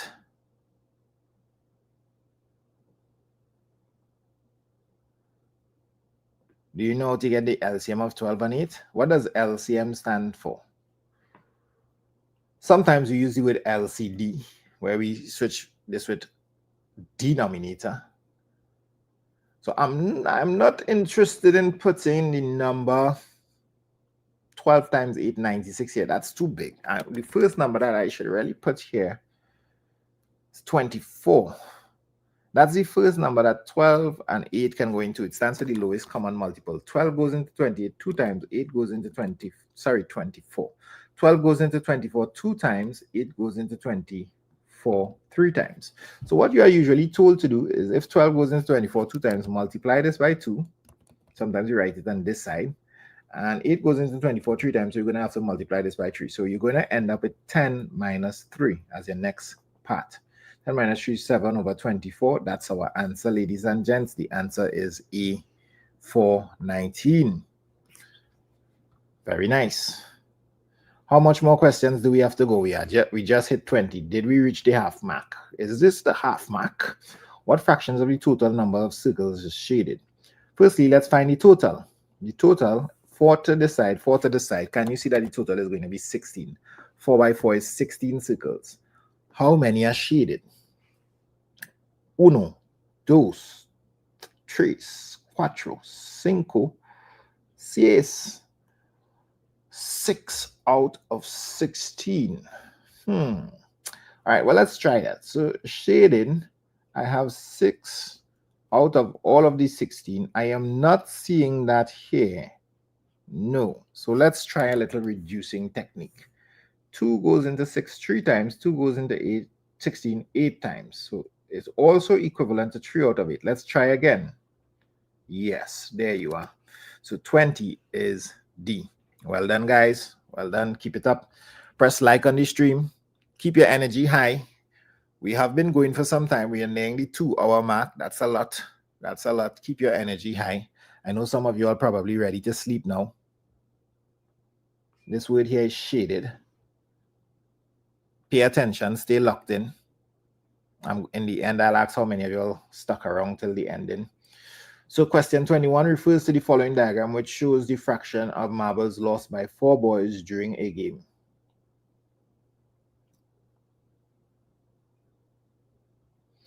This question is confusing. I think I will have to read this. I think I will have to read this question again. Have you ever read a question before and you're like, oh my gosh, I have to read this question again? Let me read this question again. Which shows the fraction of marbles lost by 4 boys during a game. Each boy started with the same number of marbles. Oh, so this is telling us how much they lost in terms of a fraction. How much of which list below arranges the names of the boys by the number of marbles they lost from smallest to largest. Well, I guess we don't need to assume they started with the same number of marbles. So they want us to arrange the fractions from smallest to largest. I got it. I got it now. I got it now. This is going to be very interesting. Well, I can eyeball some of these questions. I can eyeball all of these questions. 4/15 is clearly the smallest here. 4/15 is less than 1/3. It's less than 5/15. And none of them, you realize, I just realized this.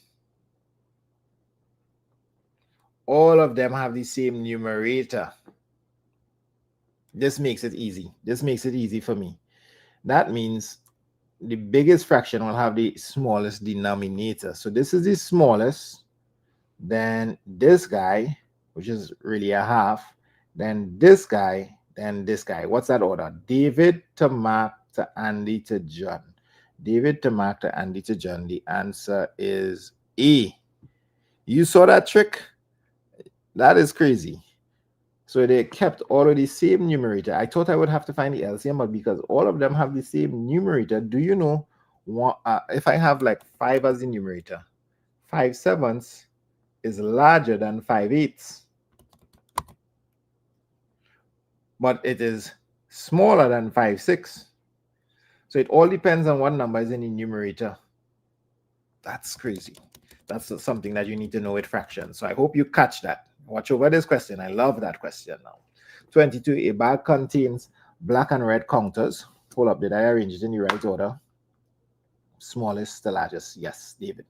A bag contains black and red counters. 1/5 of the counters in the bag are black and the remaining 64 counters are red. So remainder fraction, you have to do this calculation. 5/5 minus 1/5. That is the red. If you understand that, type red in the chat. Do you understand how I get red being 4/5? Now, why did I do that?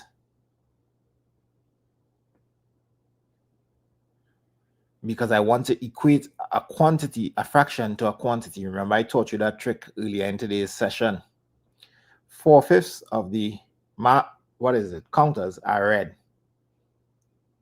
And this represents 64. I am ready to race towards the answer now. Watch how I'm going to race towards the answer. I'm going to do it in red. 4/5 represent 64. Remember, I taught you how to do that. The fraction with the quantity. How do you find the whole or the total? I told you, write back the number and reciprocate the fraction. Now, do you see how important this is? 4 will go into 64. Let's check how many times 4 goes into 64. 1, remainder 2. 4 goes into 24, 16 times. 16 times. So 16 times 5, and I will get my answer. It's starting to look very promising. It's starting to look like good old 80. There are 80 counters in the bag. 16 times 5 is 80. 16 times 5, 5 6s are 30. 5 1s are 5 plus 3 is 80. D is the answer. What do you think about that question? You see how important knowing this technique is? It came twice in 20. This is 2024. That's this year. Twice. Maybe someone did the exam this year and they're watching the stream and they're like, so that's how you do that question. All right, let's go. What is the size of angle BPC? Ooh, you have to know how to use. What is this called? What is this thing called? What type of geometry instrument is this? Did they give us the name? No, they didn't. You should know it. It starts with P. What is it called? Somebody's asking where I am from. I am from the same place that Peter Pan is from, Neverland. No one can be told where I'm from. You have to keep it a secret. You have to keep it a secret. I am from Neverland. To get where I live, you have to fly in the sky. Protractor. Why can't I write? So that's a protractor. And we use it to measure angles. So how do we get the size of this angle BPC? Now, watch what do you mean when they say BPC? B to P to C. That's BPC. So how do we get the size of that angle? Well, I can start from the 90 and I can count, 10, 20, 30, 40. I know it's going to be 40. I knew it was 40. Or I can say, okay, measuring this way, I'm seeing that this is 90. I'm seeing that this is 50. Use one measurement only. So I can say 90 minus 50 is also 40. Or measuring this way, I can see that this is 130. Can you see it? It's below there. It's kind of hard to see. This is actually 130 there. But don't write 130. You have to minus that 90 from it.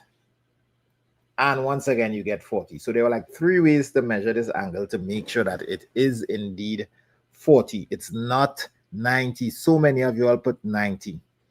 It's not 90. It's 40. So let's keep going.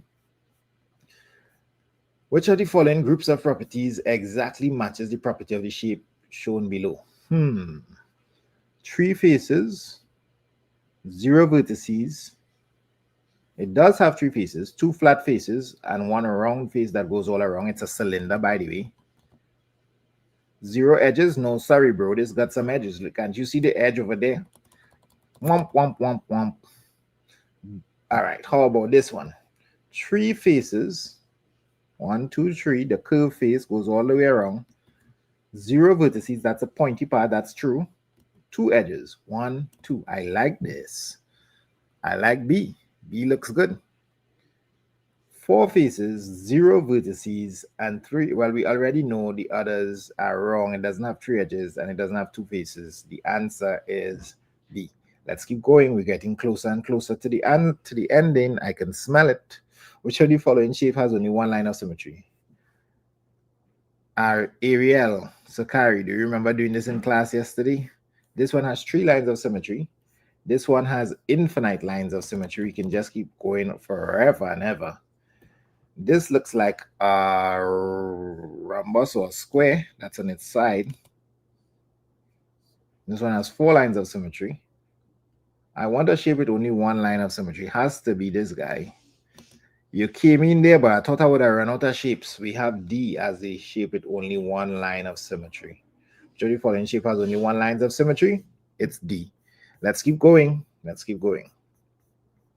The size of the angle X in the diagram above is, what is the size of the angle X in the diagram above?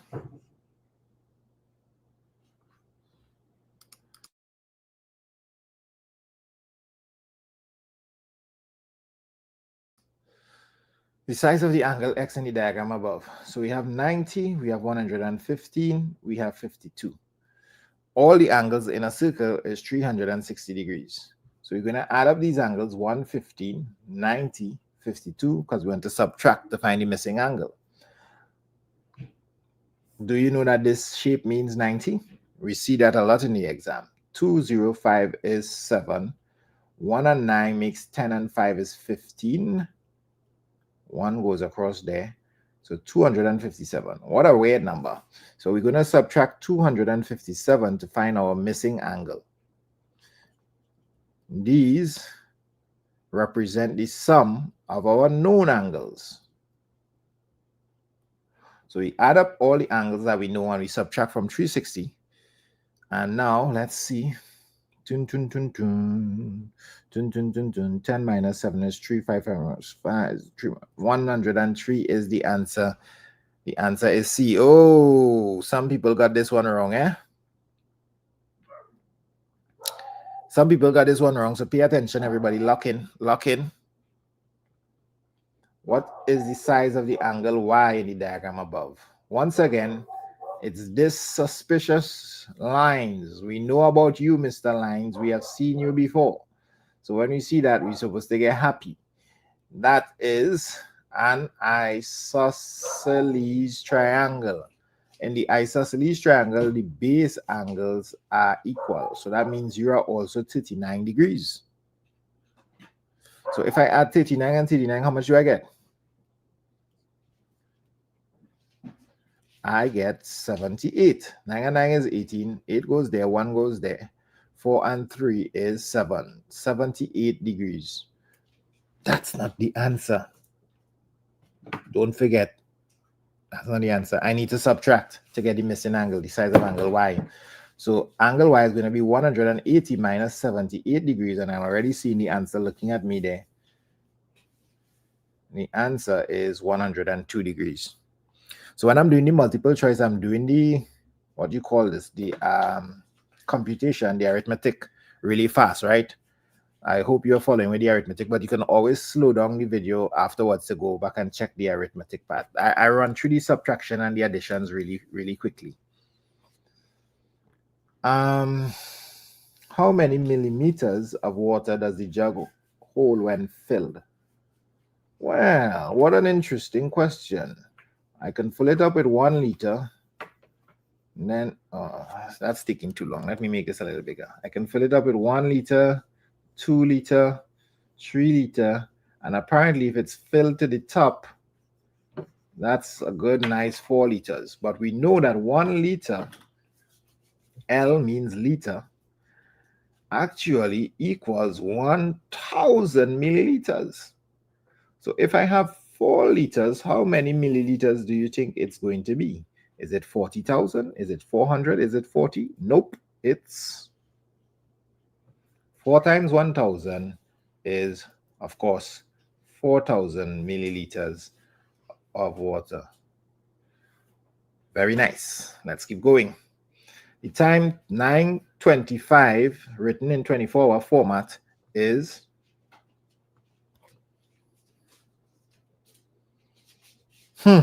this is PM. Now, if it was AM, we could have left it alone. But PM in 24-hour means what? We're going to have to give him a boost. By how much? We are going to have to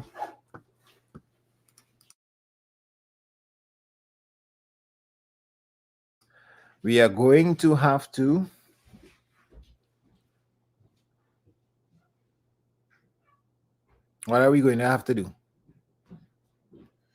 How does the 24-hour clock work? So the 12-hour clock goes from 12 a.m. to 12 p.m. back to 12 a.m. Well, the 24-hour clock just goes from 0 all the way to 24. So it's good for the AM, but for the PM, you're actually supposed to add 12. That's what I was looking for you all to see. So 9:25 p.m. is 9:25 plus 12. Let's be careful about this. 25, 9 and 2 is 11. Bring across the 121. Those of y'all who had D, that's the answer. But those of y'all who didn't know what to do, you were supposed to add 12. I don't know if I missed it in the chat, but I saw no one said that. Add 12. So if you're dealing with PM, you have to add 12. All right, let's keep going. We're getting close to the end. Emma left home for school 45 minutes after the time shown on the clock. At what time did she leave home? 45 minutes after this time. Come on, let's see if you can get this. So we want to move this clock 45 minutes. 5, 10, 15, 20, 25, 30, 35, 40, 45. That makes so much sense because it's on 15 right now. So if I do 45, I'll reach back all the way around. Right now, it's saying 7:15. Do you know that? It's saying quarter past this 7. So if it goes all the way around, where do you think it's going to hit? 45 minutes after the time, it's going to fully come smack dab on the bang. This hour hand would move a little bit. Can you see it? To give me that time of 8. So out of these 30 questions, how much of them do you understand? Out of the 30 questions that we do so far, we just have 10 more to go out of the 30 questions. Are you 30 out of 30 so far? Is it good? 31, the area of the shaded part of the diagram above. 28, 29. Question. So I go all the way through. No breaks for the multiple choice. Never. What do we do when we have to find? So you can get compound shapes where you have to add the areas, or you could get compound shapes where you have to subtract the areas. So now I have to find the area of the big, area of the small, and subtract them. Area of rectangle is always length times width. So area of the big rectangle is going to be 15 times 8. Can you see it? 15 times 8. 15 times 8 is the same as 10 times 8 plus half of that. So 80 plus 40 is 120. So 15 times 8 is 120. The area of the small rectangle, you can double check 15 times 8 for me. Hopefully I did that correct.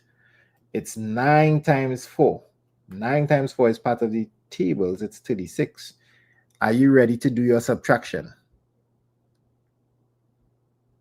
Are you ready to do your subtraction?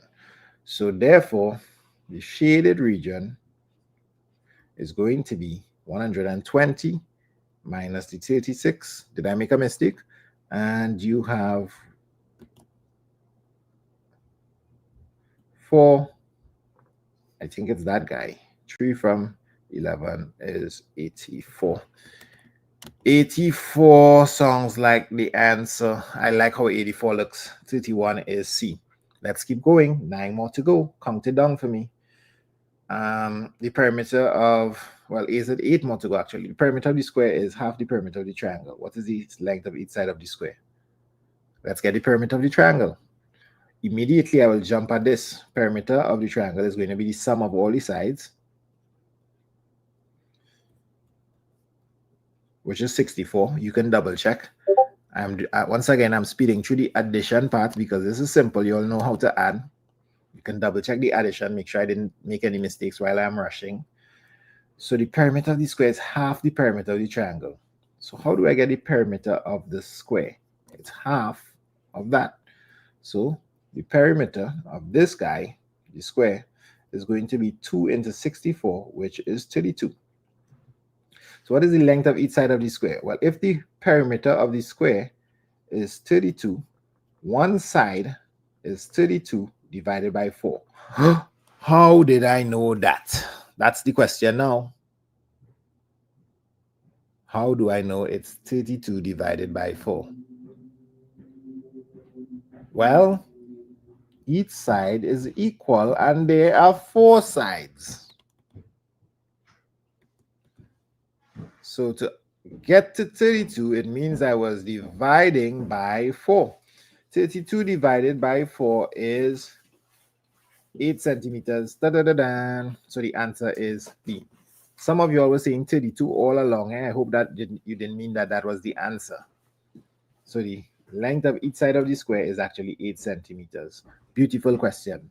Dun, dun, dun, dun. Number 33. It's on. The race is on. Let's see what time we will finish. What time do you think we're going to finish? The ratio of the number of shaded squares to the number of unshaded squares in the rectangle is 1, 2, 3, 4, 5, 6, 7, 8. 8 shaded, unshaded, 6, 7, 8, 9, 10, 11, 12. 12 unshaded. Just to make sure, we have 4 times 5, which is 20 squares. 8 and 12 is 20. So what's this ratio? Shaded to unshaded. Shaded to unshaded. Can simplify. We can simplify ratios the same way how we simplify fractions. Find common factors. All right, let's go. 4 goes into this. 4 goes into 8 2 times. And 4 goes into 12 3 times. The answer is none other than 2 to 3. All right, class, we are number 34. How many of you all were here from the very first minute of this live stream and you're still here? How many of you all were here from the very first minute of this live stream? If you're here, say, let me get something for you all to type. Type last man stand. Maybe not last man standing. Last. What slogan do I get? I can't say last man standing. What do I have you all see? I know what we'll use. We'll steal the cricketers' stuff. We'll write Maths Warrior. Instead of Amazon Warrior, we write Maths Warrior. So if you were here from the first to the last, write Maths Warrior in the chat. Big up all the Maths Warriors here today. If you were here from the very first minute, you're the last man standing and you have the stamina to keep going for over 2 hours, you are a Maths Warrior. Congratulations. How many more squares must be shaded so that 75% of the whole rectangle is shaded? I think this is the toughest question we did so far.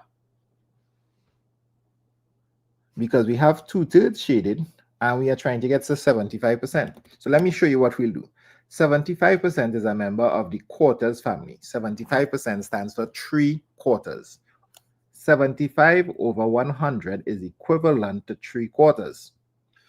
So I want 3 quarters of all these squares. Remember, there are 20 squares. 3 quarters of 20 is 15. Let me double check. Let me show you.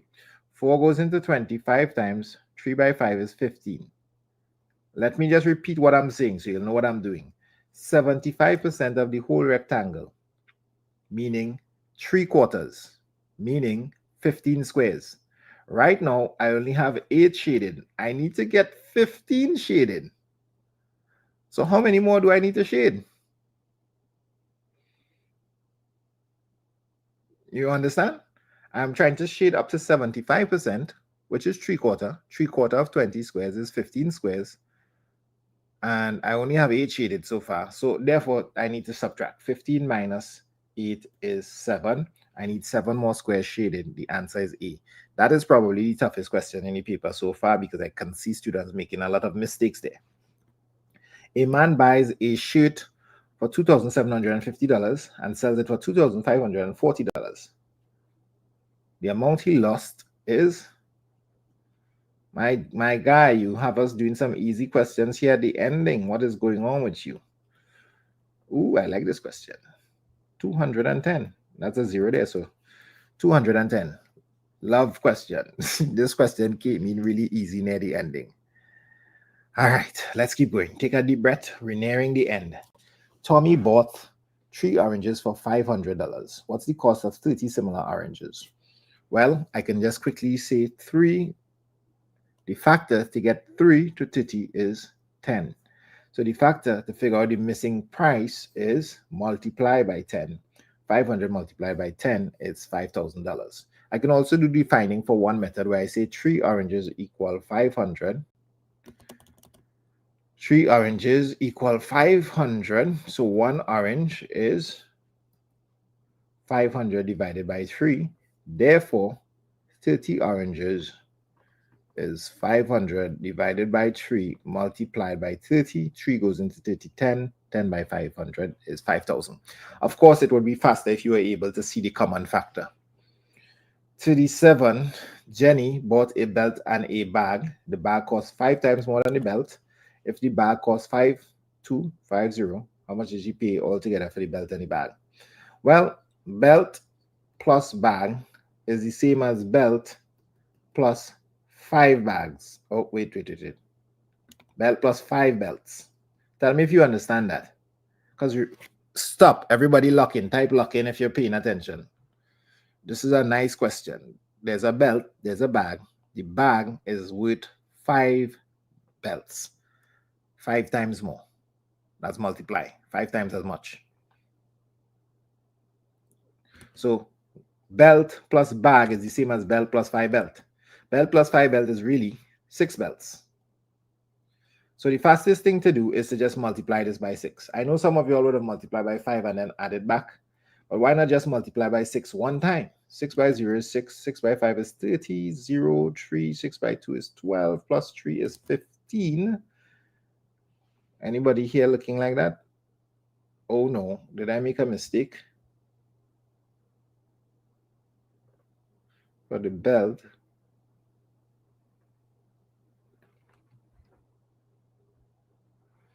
Wow.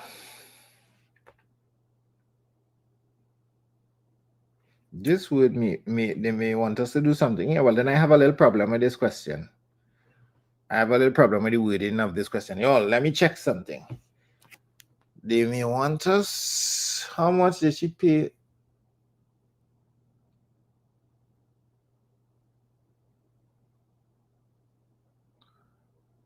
Oh, I was going to get this question wrong. I made a mistake. I was working too fast. You see what? Going too fast. This is not the belt. This is the bag. So let me type locked in. I need to type locked in. Locked in. Let me type locked. This is not the belt. All right, everybody. Let me start over this question. I'm so sorry. So Jenny bought a belt and a bag. The bag costs 5 times more than the belt. If the bag, I thought this was the belt. So when I saw the answers, I was so scared. All right, so the bag costs 520. So that means the belt is 520 divided by 5. I need to divide by 5 actually. So 5 into this is 1. 5 into 25 is 5. So this is the answer that I'm looking for, but that's not the answer I'm going to select because that's just the cost of the belt. So be careful. Don't get trapped. That's just the cost of the belt. That's just the cost of the belt. Now I need to find the cost of the belt and the bag. I love it. I love it. So this question nearly went with my 3 points, boy. 5250 and 1050. That's the total. So the total is going to be 0013. Now I'm seeing an answer popping up here. 6300 is lovely. However, it would be very interesting if they make a question like what I was attempting to do. But that would be pretty tough. But okay, I love it. Very nice question. Today, 39 refer to the following pictograph, which shows the number of letters collected from a postbox on each. Ooh, don't you just love pictographs? If you love pictographs, just send a pictograph emoji in the chat. Pictographs is the best thing ever, boy. Wait. This pictograph is missing something.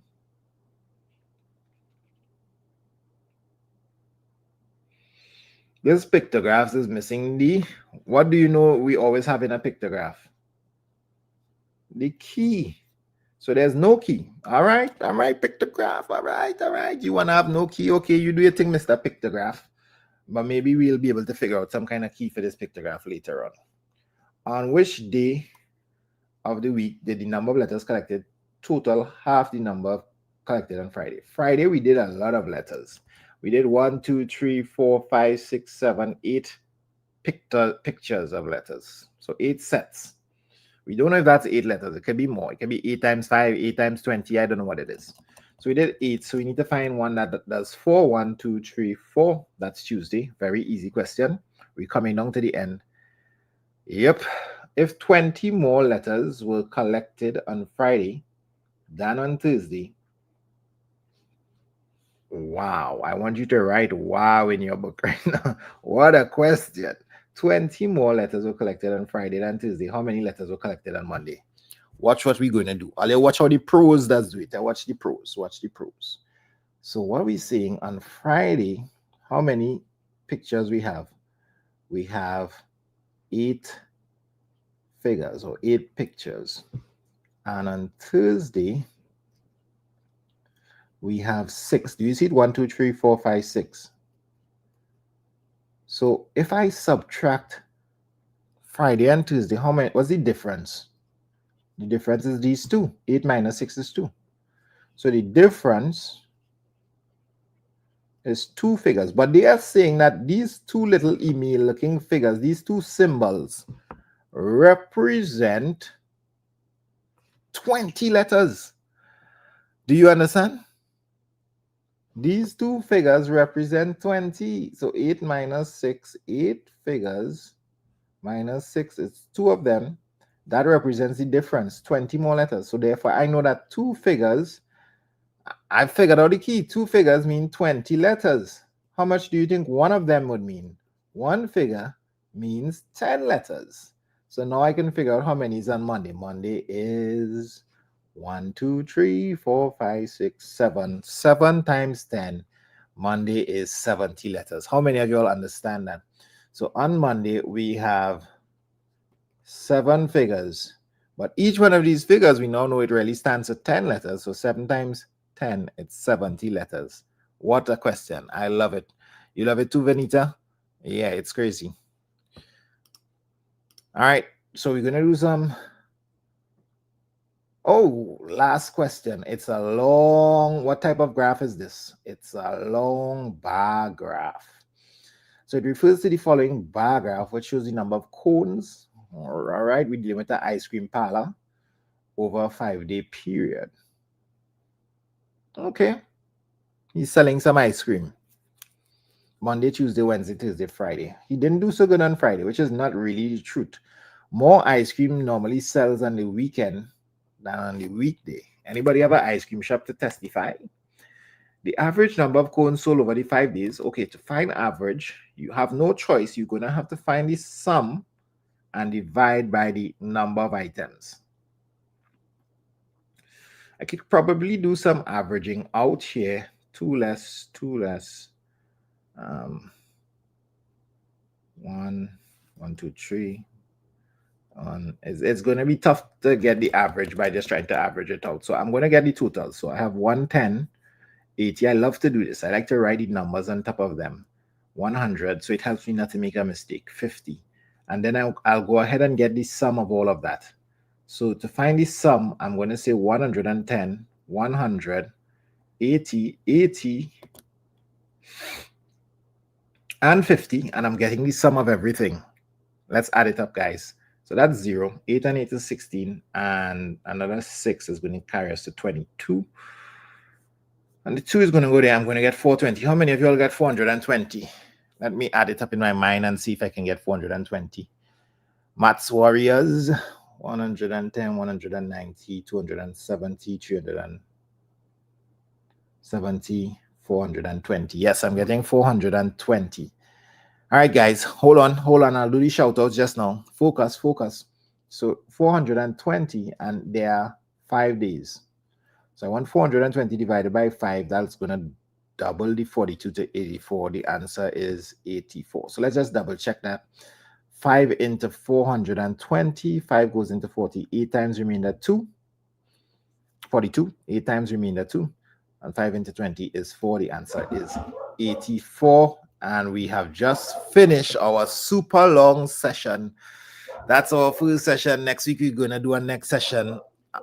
We will do some more past papers, and I will be teaching you lessons whilst we are doing the past papers.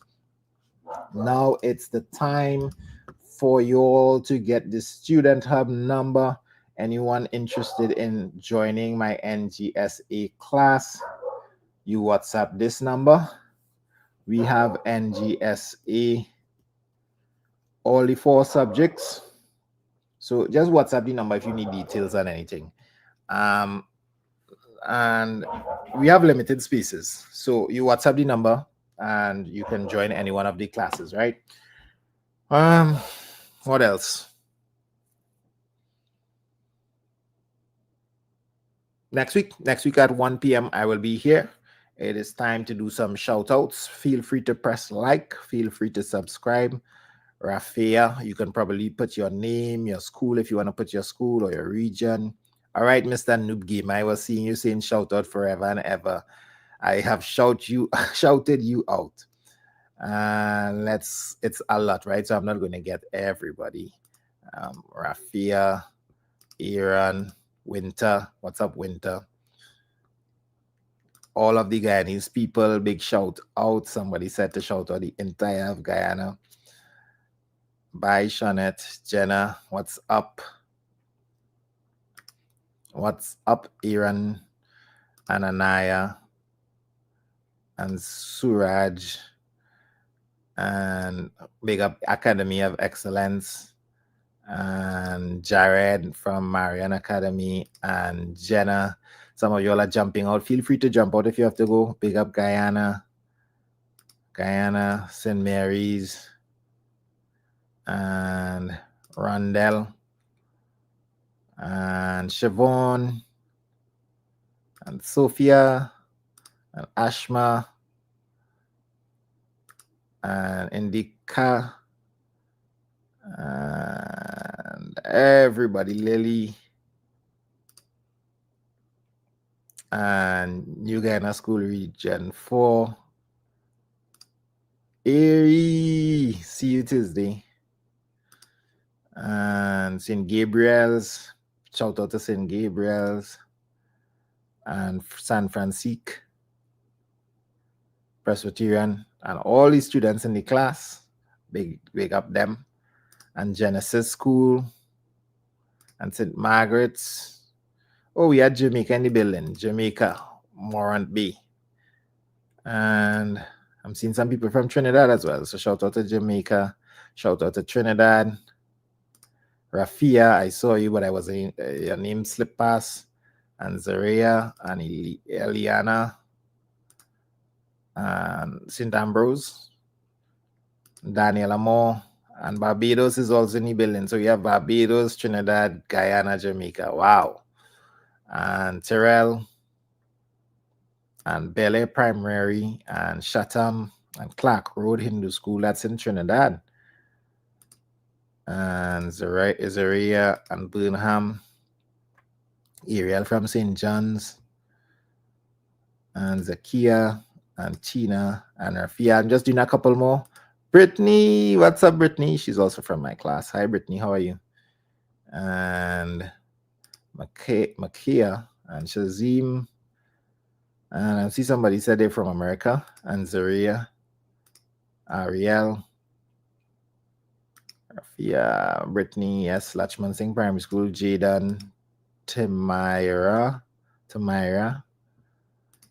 and Omarian, and Shamika, and Rolinda.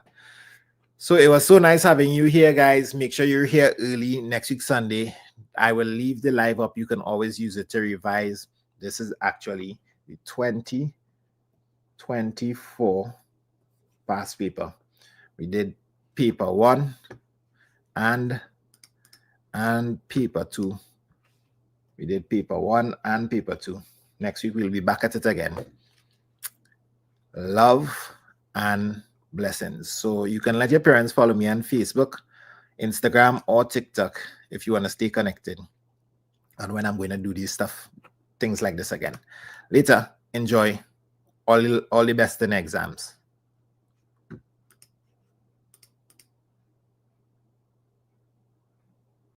That's sparkling water. Yeah. You did not talk about the sparkling though. I just like You know you're upscale. Tell him, pipe water for me, eh? Yeah. You know, this actually reminds me of Barbados, the place we went. Yeah, Barbados was nice. Yeah, it's great. You went to it was great? It was cool. I'm sorry. I know you wanted the lobster, but I didn't know if I was allergic, so. Oh, that's why I didn't order it. Yeah, because most people are allergic to seafood. Right. I got it.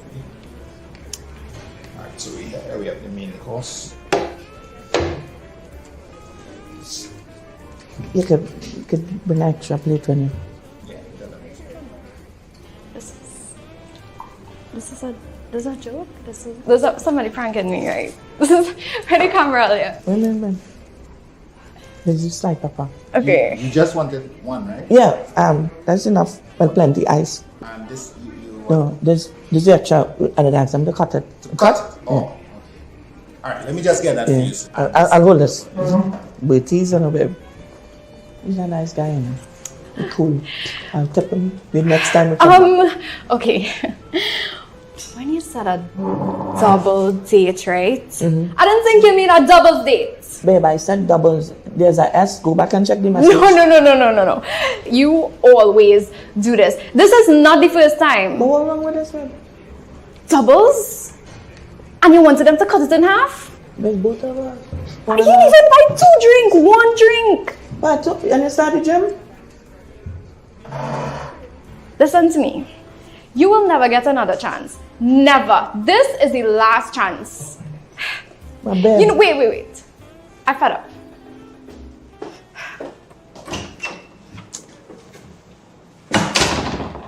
You still want to cut? It don't make sense, no? I lost more appetite already. Well, even though she didn't give you a second chance, you can still get a second chance at CXC with the Student Hub.